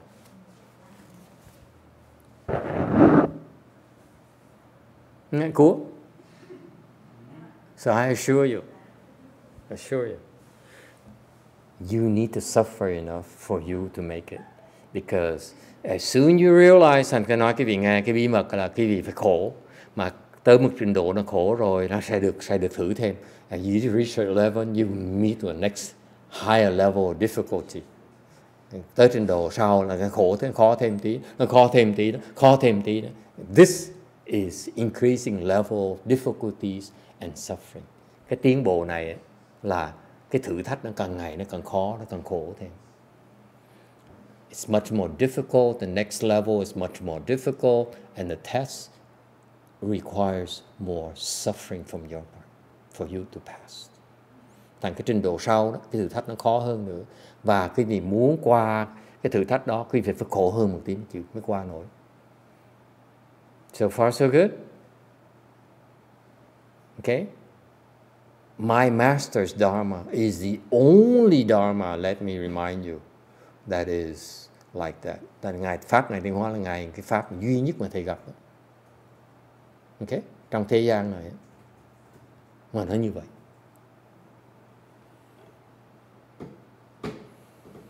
Questions? Có vấn đề gì không? Yes.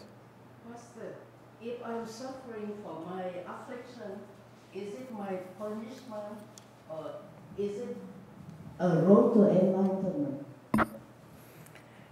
If you're suffering from what? Affliction. From your affliction. Like let's suppose if I have cancer and I'm in pain, so is it my punishment or is it a way to help me to enlightenment?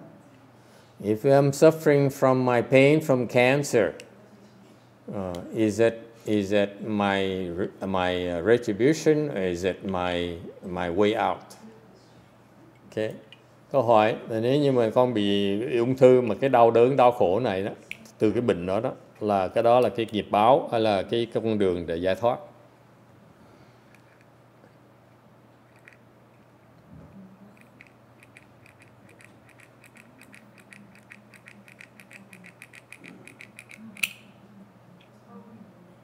Yes, yes, ma'am.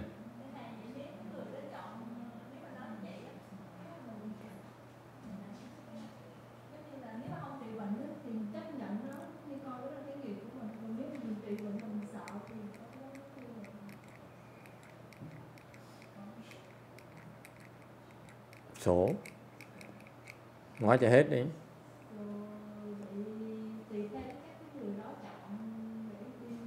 Cái này là lời con, lời chồng con, cái chuyện khèo khèo này.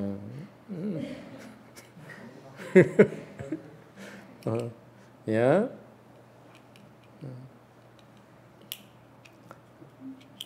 Help her out. She says, if I'm suffering, what is it? Yes, Mary Jo. I think it could be both. Could be both. Okay? Có thể hai. Anyone else? Yes, Ti.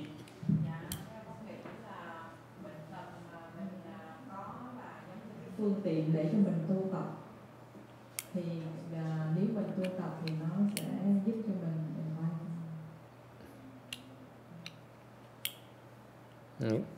It says cái bệnh là giúp mình tu tập. It says illness will help motivate you to cultivate. Okay. Anyone else? Ai có ý kiến gì khác không?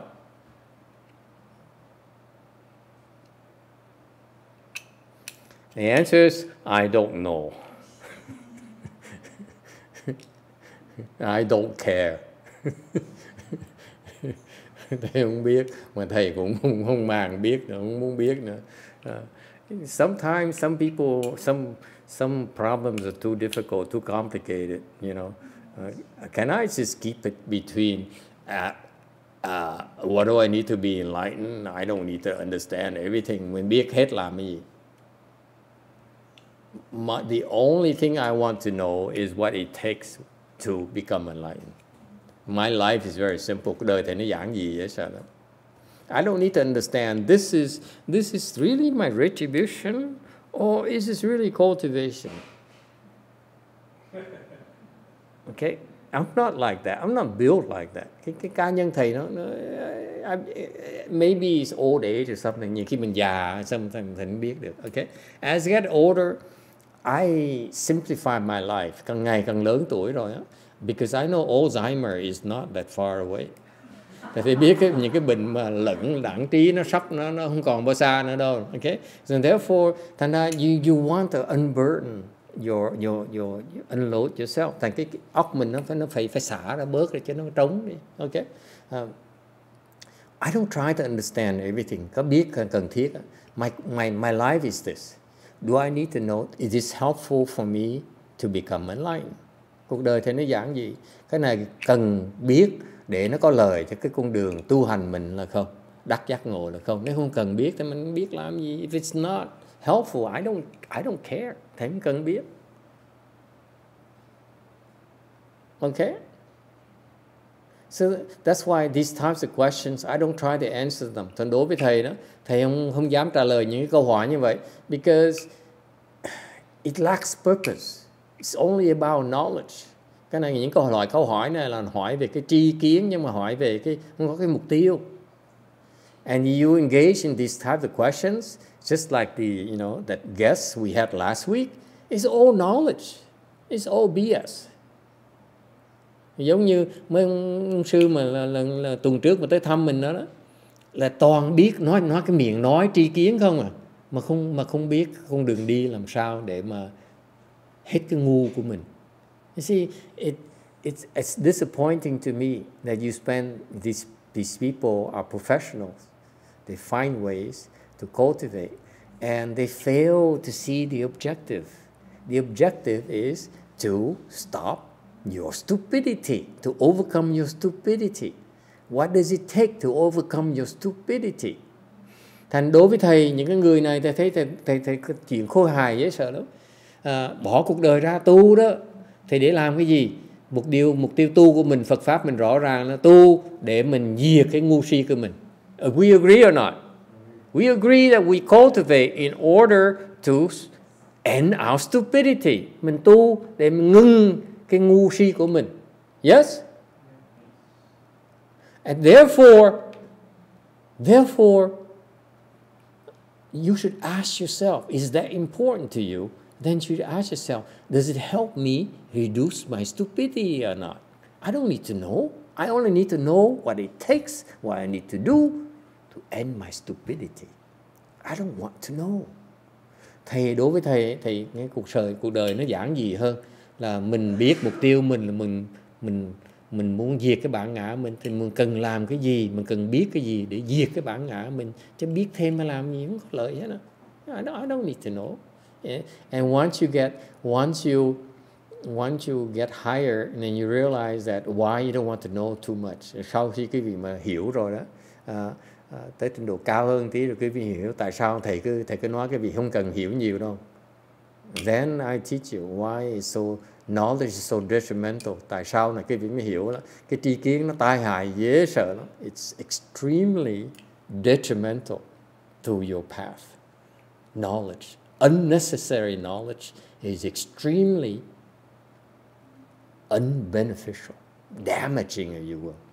Trên trình độ cao rồi quý vị sẽ thấy những cái tri kiến mà không cần thiết đó, rác rưới đó, nó tai hại dễ sợ. It's a lot more damaging than you think. A lot more dangerous than you think. Nó bệnh hoạn lắm. Okay? So I urge you, advise you, like my guests last night, the typical monks and nuns will jump on these chances. Oh, let me tell you, this is actually retribution, and in some cases it's not retribution, in some cases it's actually cultivation. And they dissect it. They spend a whole hour dissecting it for you. Những cái người mà có trí huệ một tí, ta nhảy cơ hội, ta chụp cái câu hỏi, những câu hỏi là họ trẻ ra cho quý vị thấy cái tri kiến của họ. Nói là quý vị biết không, cái này trường hợp này nó gọi là nghiệp báo, trường hợp kia nó không phải là nghiệp báo, trường hợp này thiệt ra là tu, nhiều khi có thể là cả hai, nhiều khi có thể cả ba, nó đủ thứ hết. Nó có thể bỏ một tí đồng hồ giảng cái việc trả lời cái câu hỏi này. I can easily spend an hour dissecting it for you. But I refuse to do that. Why? I'd rather be. Thầy không làm, tại sao vậy? I'd rather be at the beach. Thầy chẳng thà đi biển vui hơn. This is no fun for me. Yes, sir. Có bài kinh Đức Phật ví dụ là một người đi mà bị một người nước bắn hoặc là tên độc, thì nhổ cái tên độc ra đi chữa bệnh, nha ngồi hỏi ai bắn cái tên này ở đâu, cái người đó quốc tịch nào, người đó là con dòng dõi nào. Mấy người hỏi như vậy. Nó độc là loại độc gì? Mà trước khi mà ông chữa bệnh ông mới nói tôi biết ông sắp làm cái gì đây, thuốc ông cho uống là thuốc gì vậy? Từ đâu cho? Ai bằng cớ cái này có hiệu quả không hiệu quả nói tôi nghe, mà không nói tôi nghe tôi không uống đâu.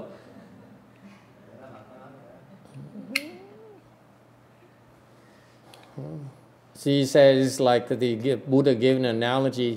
Someone shot you with a poisonous arrow, and someone comes over and try to help you, and he says, "No, don't touch me. You cannot touch me. You better explain to me where, what kind of poison this is. What does it take to fix it? Have you have a track record of undoing these poisons? Did you go to Harvard Medical or Stanford Medical?" Okay, and unless you give me your answer satisfy me, you cannot touch me. It doesn't work like that. Okay, không phải như vậy không, mà vấn đề là nó tai hại dễ sợ. Cái đó là mới tiểu thừa thôi, thật nó dạy mấy đứa ngu nhài nói như vậy thôi. Nhưng này thiệt ra trên là trình độ cao rồi, quý vị thấy cái tri kiến nó dễ sợ, nó nguy hiểm dễ sợ lắm. I explained to him in Vietnamese that yes, for the Hinayana, that's what the Buddha likes to explain to you. Say, yeah, you've been hit by a poison arrow, and the time is of the essence, and yet you're wasting time. I'm explaining to you a lot more. I'm said not only a matter of time, urgency, but also a matter of getting rid of the baggage that's not necessary for your trip. You get rid of right now. Những cái đồ không cần thiết thảy ngay lúc này, đừng có đợi lúc sau. Okay, don't keep on hoarding like your attic. You keep on throwing things in your attic. Ở nhà cái vị thảy trong cái gác thảy toàn đồ rác rưới ở trên không? Is that what you do? Yes. I move every 2 or 3 years to a new place, and every year I find myself unloading. After 2 years, I said, just throw it away. Nội thầy không, 20 ngày thầy dọn đi, 20 năm thầy dọn một lần, mỗi lần 20 năm dọn đi. Thì quý vị biết không, khám phá 2 năm rồi những đồ mình để trong cái phòng đó không bao giờ đụng nữa hết đó. Không bao giờ đụng nữa. Mà nhìn 10 năm nữa không đụng nó nữa, giục nó luôn nữa. This is what happens.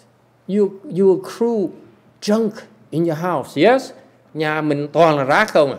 Only 3 of us, 4 of us, 5 of us, 6 of us, 7 of us, 8 of us, 9 of us, 10, 11, 12, everyone. That's what we do. Ai cũng vậy hết á. Stop it. Ngừng đi. It's not good. Không có tốt gì tốt hết á. Think about it. Okay? Unless someone volunteers to do a garage sale, it's a lot of time wasted. Thì khi cái người ta sẵn sàng đi bán garage sale thôi, chứ còn sẽ tốn thì giờ. It's a waste of time. Toss it out. Nghe không cần cái dục nó ngay. Is it clear? Okay, going back to slide 392. Trở về cái tấm 392. Is that okay so far, Mr. Beaumont? Because I know I went off script. Yes, thank you very much. So when deluded, your master takes you across. Ta nói khi mà quý vị mê đó, ông thầy phải đổ cho quý vị. Because he knows the way. Tại vì ông thầy biết đường đi. Like you crossing the desert between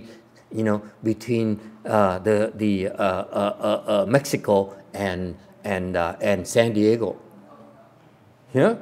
Giống như cái Cali mình có cái mình đi sa mạc, vượt sa mạc từ Mexico cho qua San Diego thì bang Cali của mình. Yes? You don't know the way. Oh boy. Okay, are you in trouble? Cái người không biết đường là chết. Agree? Would you cross the desert by yourself? Quý vị muốn đi một mình là không? Would you go from San Diego to Mexico on your own? How about Mexico to San Diego? No? Absolutely not. Yes. Yes, sir. Hire a coyote. Absolutely. You see that? That's the whole point. It's amazing that you would hire a tour guide when you go and visit Paris. Okay? Or New York. But you refuse to get a tour guide when you cultivate, which is a lot more dangerous than crossing a desert. Quý vị biết không? Tu nó còn nguy hiểm hơn là quý vị đi vượt qua sa mạc nữa. Mà quý vị vượt qua sa mạc á, okay, thì không thì coi địa bàn, coi đủ thứ hết đó. Còn tu thì không chịu theo người hướng dẫn. You're crazy. You're not very wise. That's why most of the people who cross the desert by themselves lose their lives. Như thấy những cái người, đại đa số những cái người đi qua sa mạc mà không có người hướng dẫn là chết hết, vong thân hết. What happened in Xinjiang? Vong thân, hả? Yes. Is that clear? So that's why. See, these two enlightened beings, the way they talk to each other is so much wisdom. Quý vị thấy hai cái đấng giác ngộ để trình độ họ cao dễ sợ, nói vài câu mà cái ý nghĩa nó đầy rẫy ý nghĩa. This is two very high level teachers. When they talk to each other, it's a treasure. Okay? It says, when you deluded, your master will take you across. Dạy hay dễ sợ. Nói là khi mà quý vị mê muội đó, ông thầy quý vị sẽ đồ cho quý vị. Isn't that cool? This is the spirit of Chan right here. Đây là cái tinh thần của Đại Thừa mình. You deluded, you can depend on your master. Quý vị mê muội á, có thể nương tựa vào ông thầy của mình. Don't think you can figure it out. Đừng nghĩ mình suy nghĩ ra được đâu con ơi. Đừng có tưởng bở. Nghĩ không ra đâu. You cannot figure it out. Your master knows.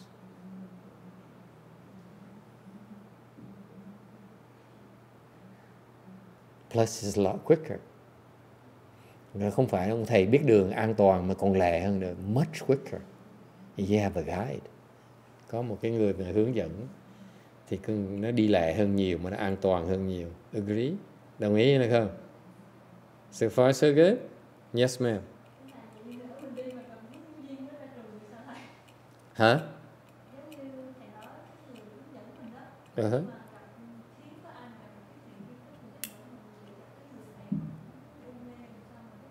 It says, what if you meet with a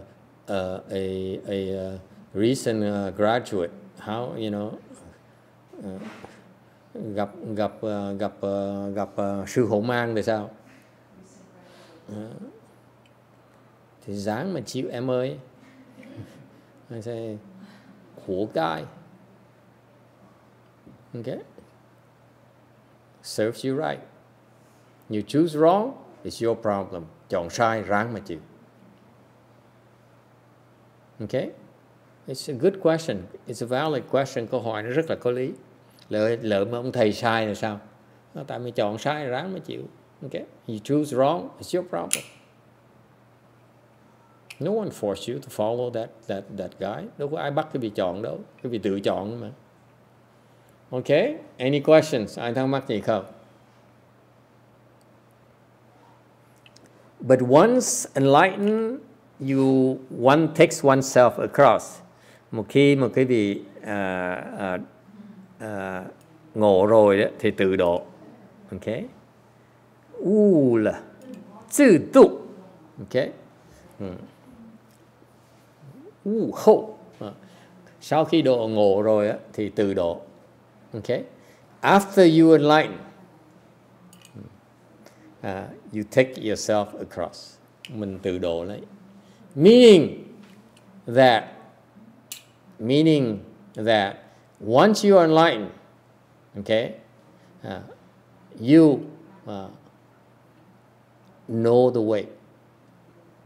That's a difference between delusion, deluded people, and enlightened people. Cái sự khác biệt giữa cái người bị mê và cái người đã ngộ. Okay? It's so beautiful here. Because it says here that the Huì Néng says, once you are enlightened, Huì Néng nói là khi mà quý vị ngộ rồi đó, okay, you know the way, biết đường đi. Before you enlighten, you are deluded, you don't know the way. You need to depend on your teacher.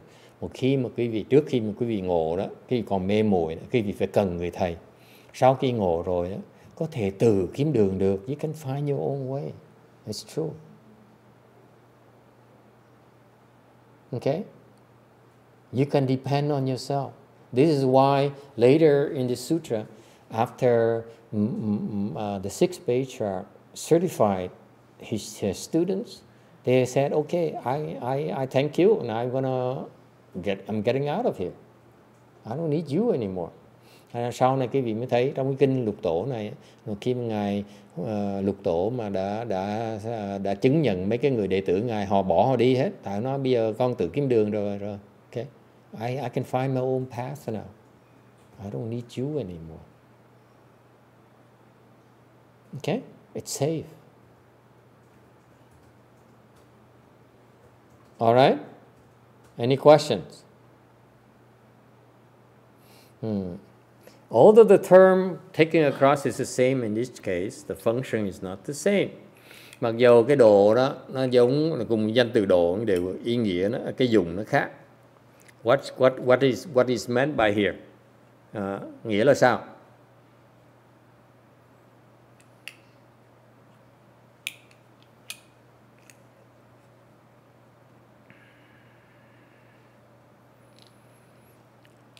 And this is enlightened people's language. Mấy người giác ngộ nói chuyện nó dông dài, họ nói chuyện với nhau như vậy. Dùng, they're talking about use, function. Nó nói về cái dùng của chữ độ. What is the function of taking across? And I find it to be too difficult to understand. Đâu cá nhân thầy nó hơi khó hiểu một tí. Okay?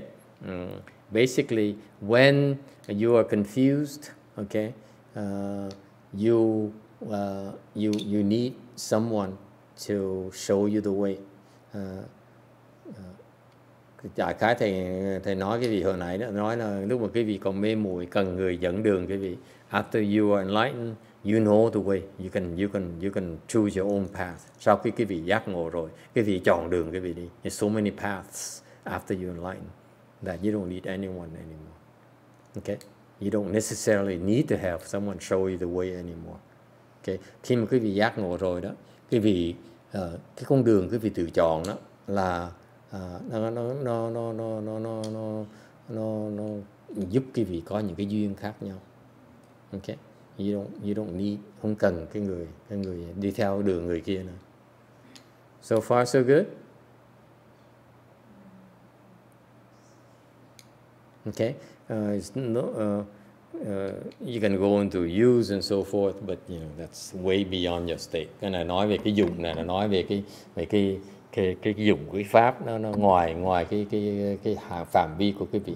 We're talking about the level of the sixth patriarch and the fifth patriarch. Đây là nói về cái trình độ của ngài lục tổ với ngũ tổ. And it's way beyond us. Cái này nó quá cao, mình đụng với không tới. Okay, honestly, to try to comment on their level of usage, okay, it's way beyond us. Thành thật nói cái gì, cái chữ độ này tới cái trình độ mà hai người nào nói chuyện với nhau nữa, nó quá cao, trình độ mình với không tới đâu. It's no point. Okay, so far so good. You have to find a much more advanced teacher. Phải kiếm một thầy nào trình độ cao hơn giảng cái phần này. Okay, I advise you, if you still not satisfied, go find a much more advanced teacher. What did Master HuiNeng explain? Ngài Thiên Hoa giảng sang cái phần này. I don't think he explains this. Okay, 393. We should 393. HuiNeng was born in frontier regions and his pronunciation is incorrect. Yet, he has received the Dharma transmission from the Master. Now that enlightenment has been attained, it is only fitting that he takes his own nature across. HuiNeng 生在边方，语音无证，蒙师传法，因以得悟，只合自心自度。hệ năng sinh nơi biên địa. Why they keep on this stupid Vietnamese thing?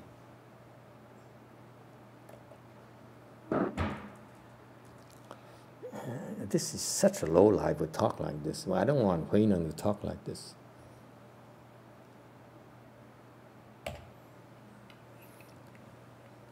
Huệ năng sinh nơi biên địa, giọng nói không đúng. Nhờ thầy truyền pháp nay là được tỏ ngộ, thì chỉ nên tự tánh tự độ mới phải. Okay. 394. 394. Frontier reason, his pronunciation is correct.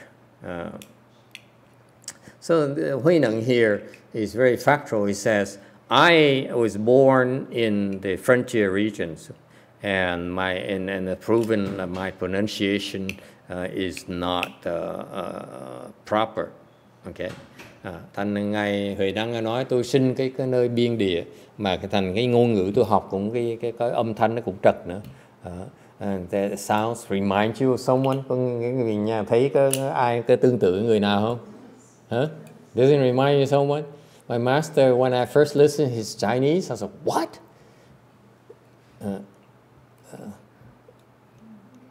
Giống như lần đầu tiên mà nghe ngài Tiếng Hoa nói tiếng Tàu vậy đó. I was shocked. Trời ơi, sao mà cái âm thanh tiếng Tàu gì mà gớm dữ vậy? It's horrible. Chinese pronunciation. Is this from the Manchuria region? Ngài cái âm thanh ngài chuyển hóa là từ bên gì đó Đông Bắc, nó giọng nhà quê. Giọng quê mùa chứ sợ lắm, mình trật hết. Okay, his sound is incorrect. So that goes to tell you that Buddhism it does not discriminate areas or pronunciation. Chứng minh cho quý vị thấy là cái Phật pháp mà nó không phân biệt cái nơi hoặc là cái giọng nói. Okay. And it says you take your own nature across, tự tánh tự độ. Then the question I have is, why do you keep on saying we cross living beings over? Tại sao cứ nói là mình cứ độ chúng sanh hoài vậy?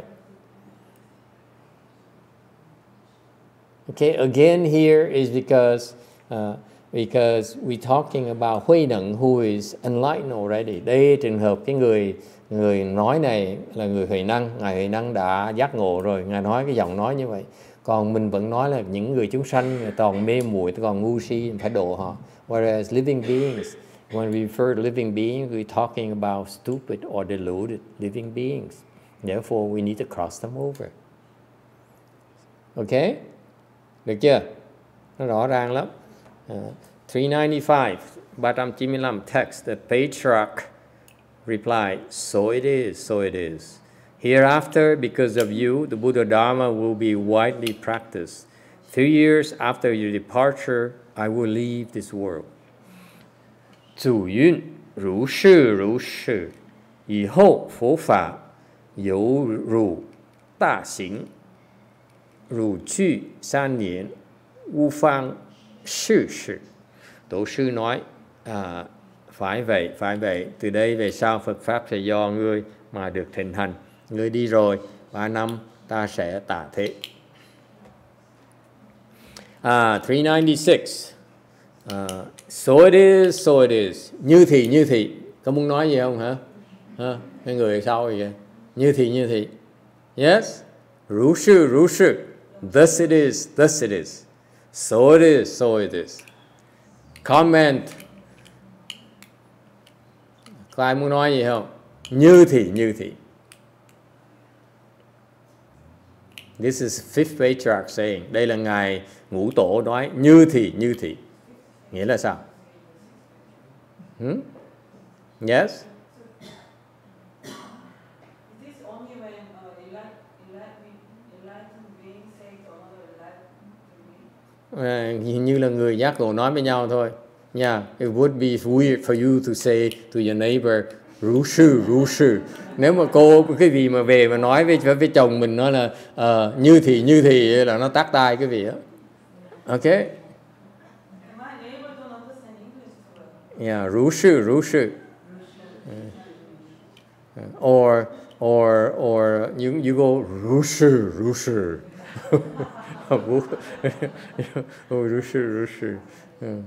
What does it mean? It means that the fifth patriarch says, what you say is in accordance with the Dharma. The first rú sư, so it is, thus it is thus. Như thị đầu tiên nói là cái lời ông nói đó là hợp với chánh pháp. So far so good. What about the second one? Tại sao nói lần thứ nhì?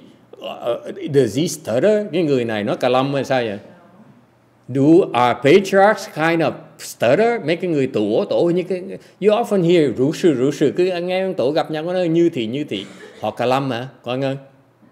Hả? Do they stutter? Why? What did they say? Rú sư. Tại sao nói như vậy? It's certification. Cái này là xác nhận. Đầu tiên nói là lời ông nói là chánh pháp. It says, what you say is the proper dharma. What about second, rú sư? Cái thứ nhì là sao?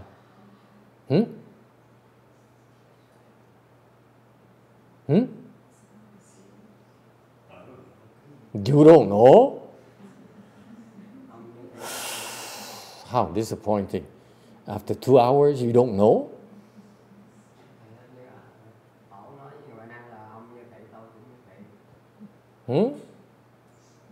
Yes.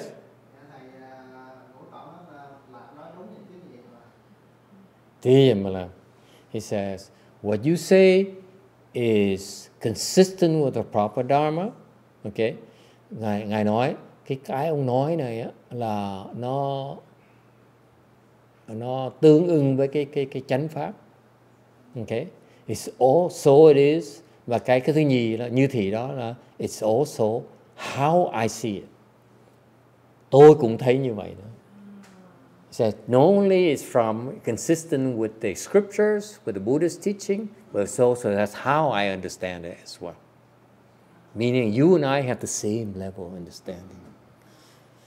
Nói là tại vì là ông nói đúng pháp, mà chính cái hiểu biết tôi cũng như vậy thôi. Có là xác nhận là ông với tôi là hiểu pháp. Thấy pháp ngang với nhau. Dễ sợ không? Nghe cool? Meaning what? Nghĩa là sao? Nghĩa là sao?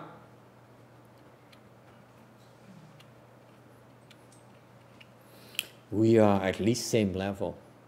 You could be higher than mine.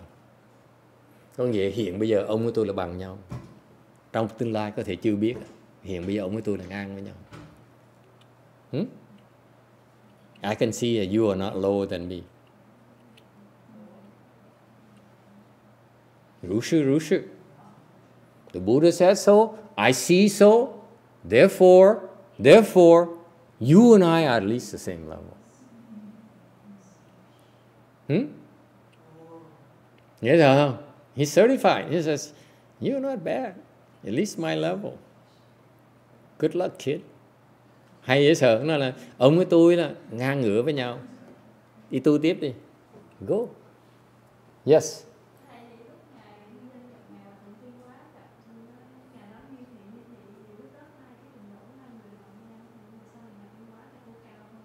Không, ông Hư Vân lúc đó chỉ thấy là ông với tôi là giống nhau thôi. Có nghĩa là ít nhất ông bằng tôi. Chứ còn chỉ một như thị đó. Như thị. You see, it's like Master HuiNeng, he met with Master HuiNeng, he says, Rushu. It's because he says, you and I are the same level. If I were to say Rushu only, then he says, mà nếu như Ngài Ngư Vân cho nó một như thị thôi là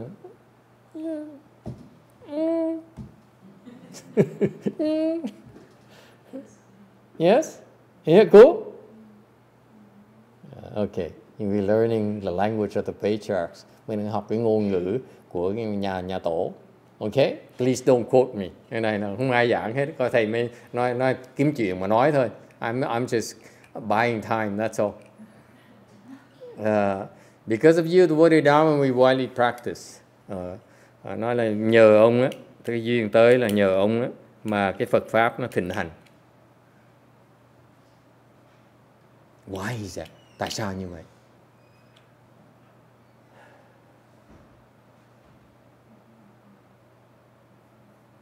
Tại sao như vậy? Why?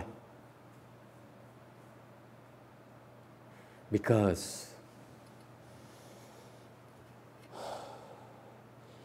the 6 patriarch students are ready. Tại vì đệ tử Ngài Lục Tổ đã tới rồi, đang đợi.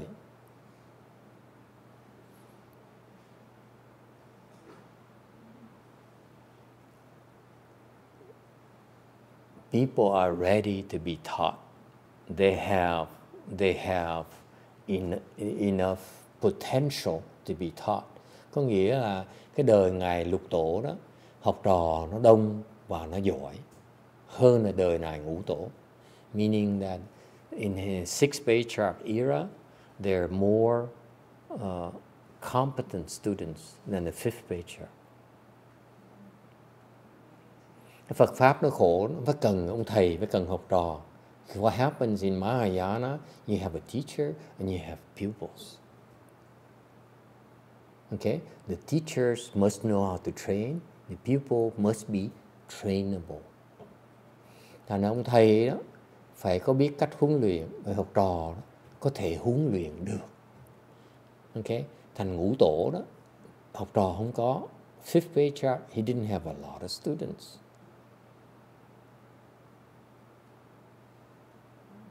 Sixth Patriarch had a lot of students ready to be taught. Cái thời đại lục tổ đó, là có rất nhiều người có thể dạy được.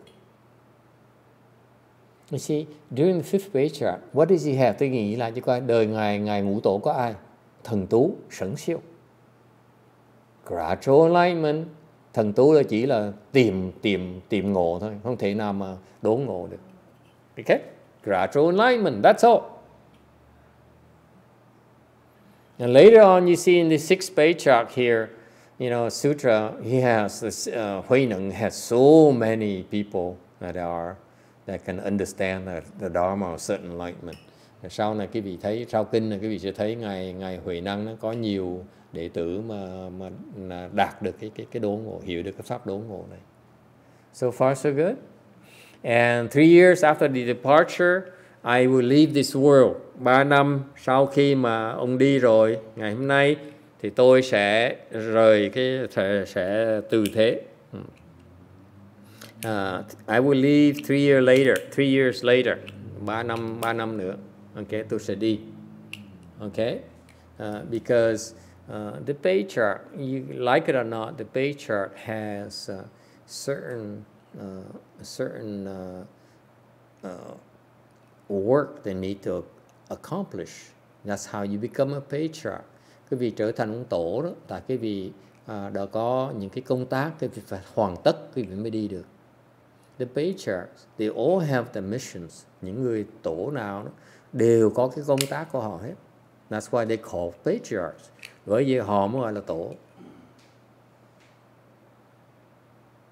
Okay? So that's why the fifth patriarch says, I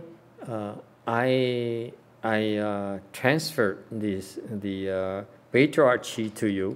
Nói bây giờ tôi đã truyền cái tổ vị cho ông rồi. But my work, I still need 3 more years before I can leave. Nhưng điều tôi phải đợi 3 năm nữa tôi làm chuyện mới xong. Okay? Để mà tôi mới đi được. Alright? Any questions? Thắc mắc? Yes, sir. So why doesn't second patriarch doesn't come out? Tại sao nhị tổ không chịu lộ ra? You have to ask him. I can't answer for him. Tôi đâu có trả lời cho thế mà ông trả lời được. I'm gonna answer on his behalf. Không thể nào thay mắt ông trả lời. Okay? And it's none of my business. It doesn't help me with my enlightenment. Đối với thầy, ông chịu ra là chuyện của ông mà chuyện của thầy. Okay? It's his problem, not my problem. Okay? He has a different mission. Cái công tác ông là khác. Okay.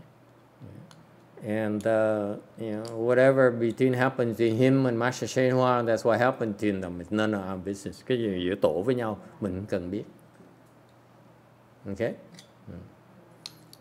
So the answer is that I don't care. Trả lời thầy không cần biết. Question.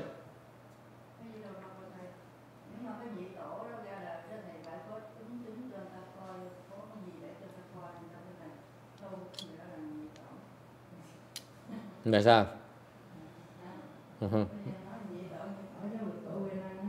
Mà sao?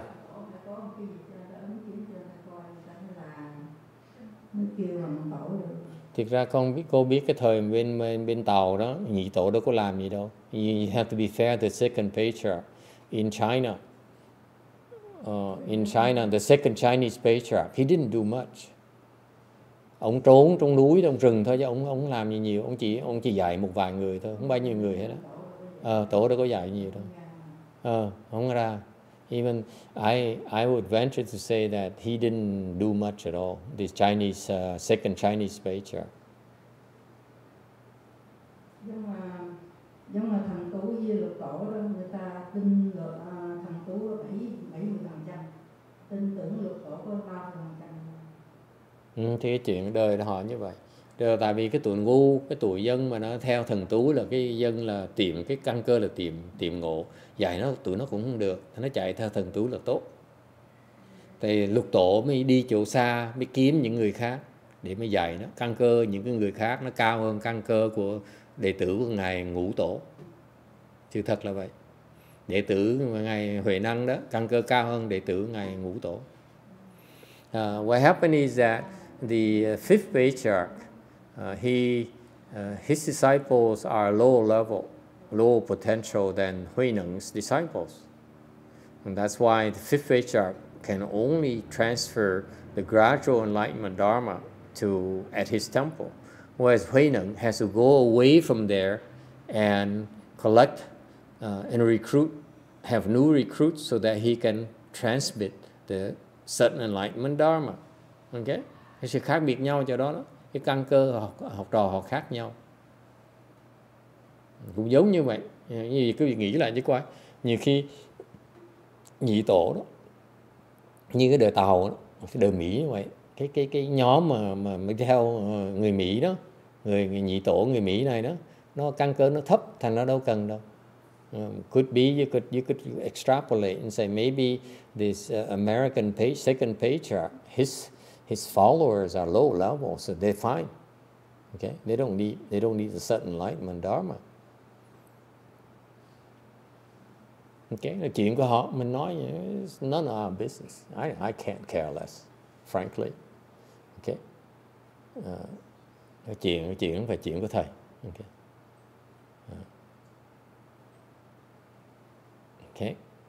We have different purposes. Cái đường chúng ta nó khác.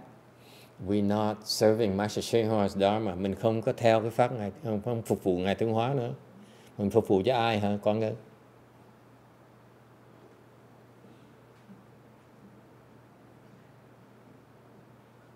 Ngồi y đó. You notice it's funny thing. 4 or 5 years ago, the shearers came, and then the statue came. We never asked for it. Quý vị biết không? 3-4 năm trước xá lợi nó tới chùa mình. Okay. Xong rồi năm vừa qua cái tượng nó tới, mà thầy làm lơ, nó nói thầy có muốn thỉnh tượng vậy, nó không thỉnh. Nó đè, nó gửi cho mình cho được, cho mình thầy nói thầy làm lơ, mà thầy nói không. Tôi không thỉnh. Last year they asked me, would you like to request a special statue here for the new temple? I say no. I don't want any statue. And they sent it to us anyway. Right here. Cái tượng này đó, người ta đè đầu mình, chứ không phải là mình từ chối cũng không được nữa.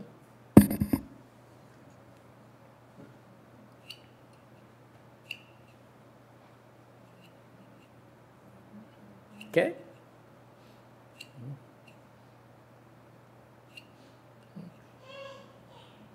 Thành ra mình lo chuyện của mình, người ta lo chuyện người ta. So we do our own things and they do their things. We don't care. Họ làm gì kệ họ, mình không cần biết. Okay. If we do the same thing as they do, then we might as well become Hận and Chin the people. Nếu mình làm cùng điểm, tại sao mình trở thành Hằng với là Thân đi? Tại sao mình đổi tên làm cái gì? Hả? Thấy không? Tại vì nếu mà làm cùng một chuyện thì mình đâu có thể lấy cái tên khác được. If we are doing the same exact thing, we should have the same name so there's no confusion, to avoid confusion. We're not the same. We're not doing the same thing. Một chuyện mình làm chuyện khác, kệ họ. Okay? Stop worrying about them. Đối với cá nhân là one more thing is stop looking over there. Đừng có nhìn họ làm gì. It's not worth it. Phí thời giờ mình. It's a waste of time. Mình có chuyện mình làm. Okay? We asked to do different things. We are shown different pathways. Cái đường mới họ vạch ra cho mình, Phật vạch cho mình làm thôi, chứ mình cần biết. I don't care what they do. All right? What they say, what they do, what they think. Frankly, my dear, thành thật nói, họ làm gì, họ suy nghĩ gì, họ muốn gì, đối với thầy không cần biết. Bận quá, không có thời giờ lo cái chuyện họ. I don't have time to look over there. Okay, we stop here tonight. Today, thank you. Ngừng lại đây. Cảm ơn quý vị. 397 next time.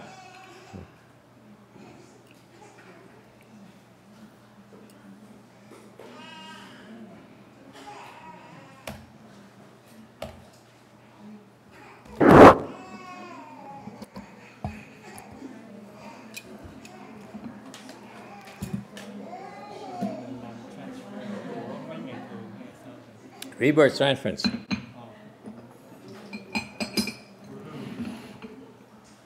We have rebirth temporary plaques. We need to do rebirth transference. Mình phải hồi hướng vãng sanh.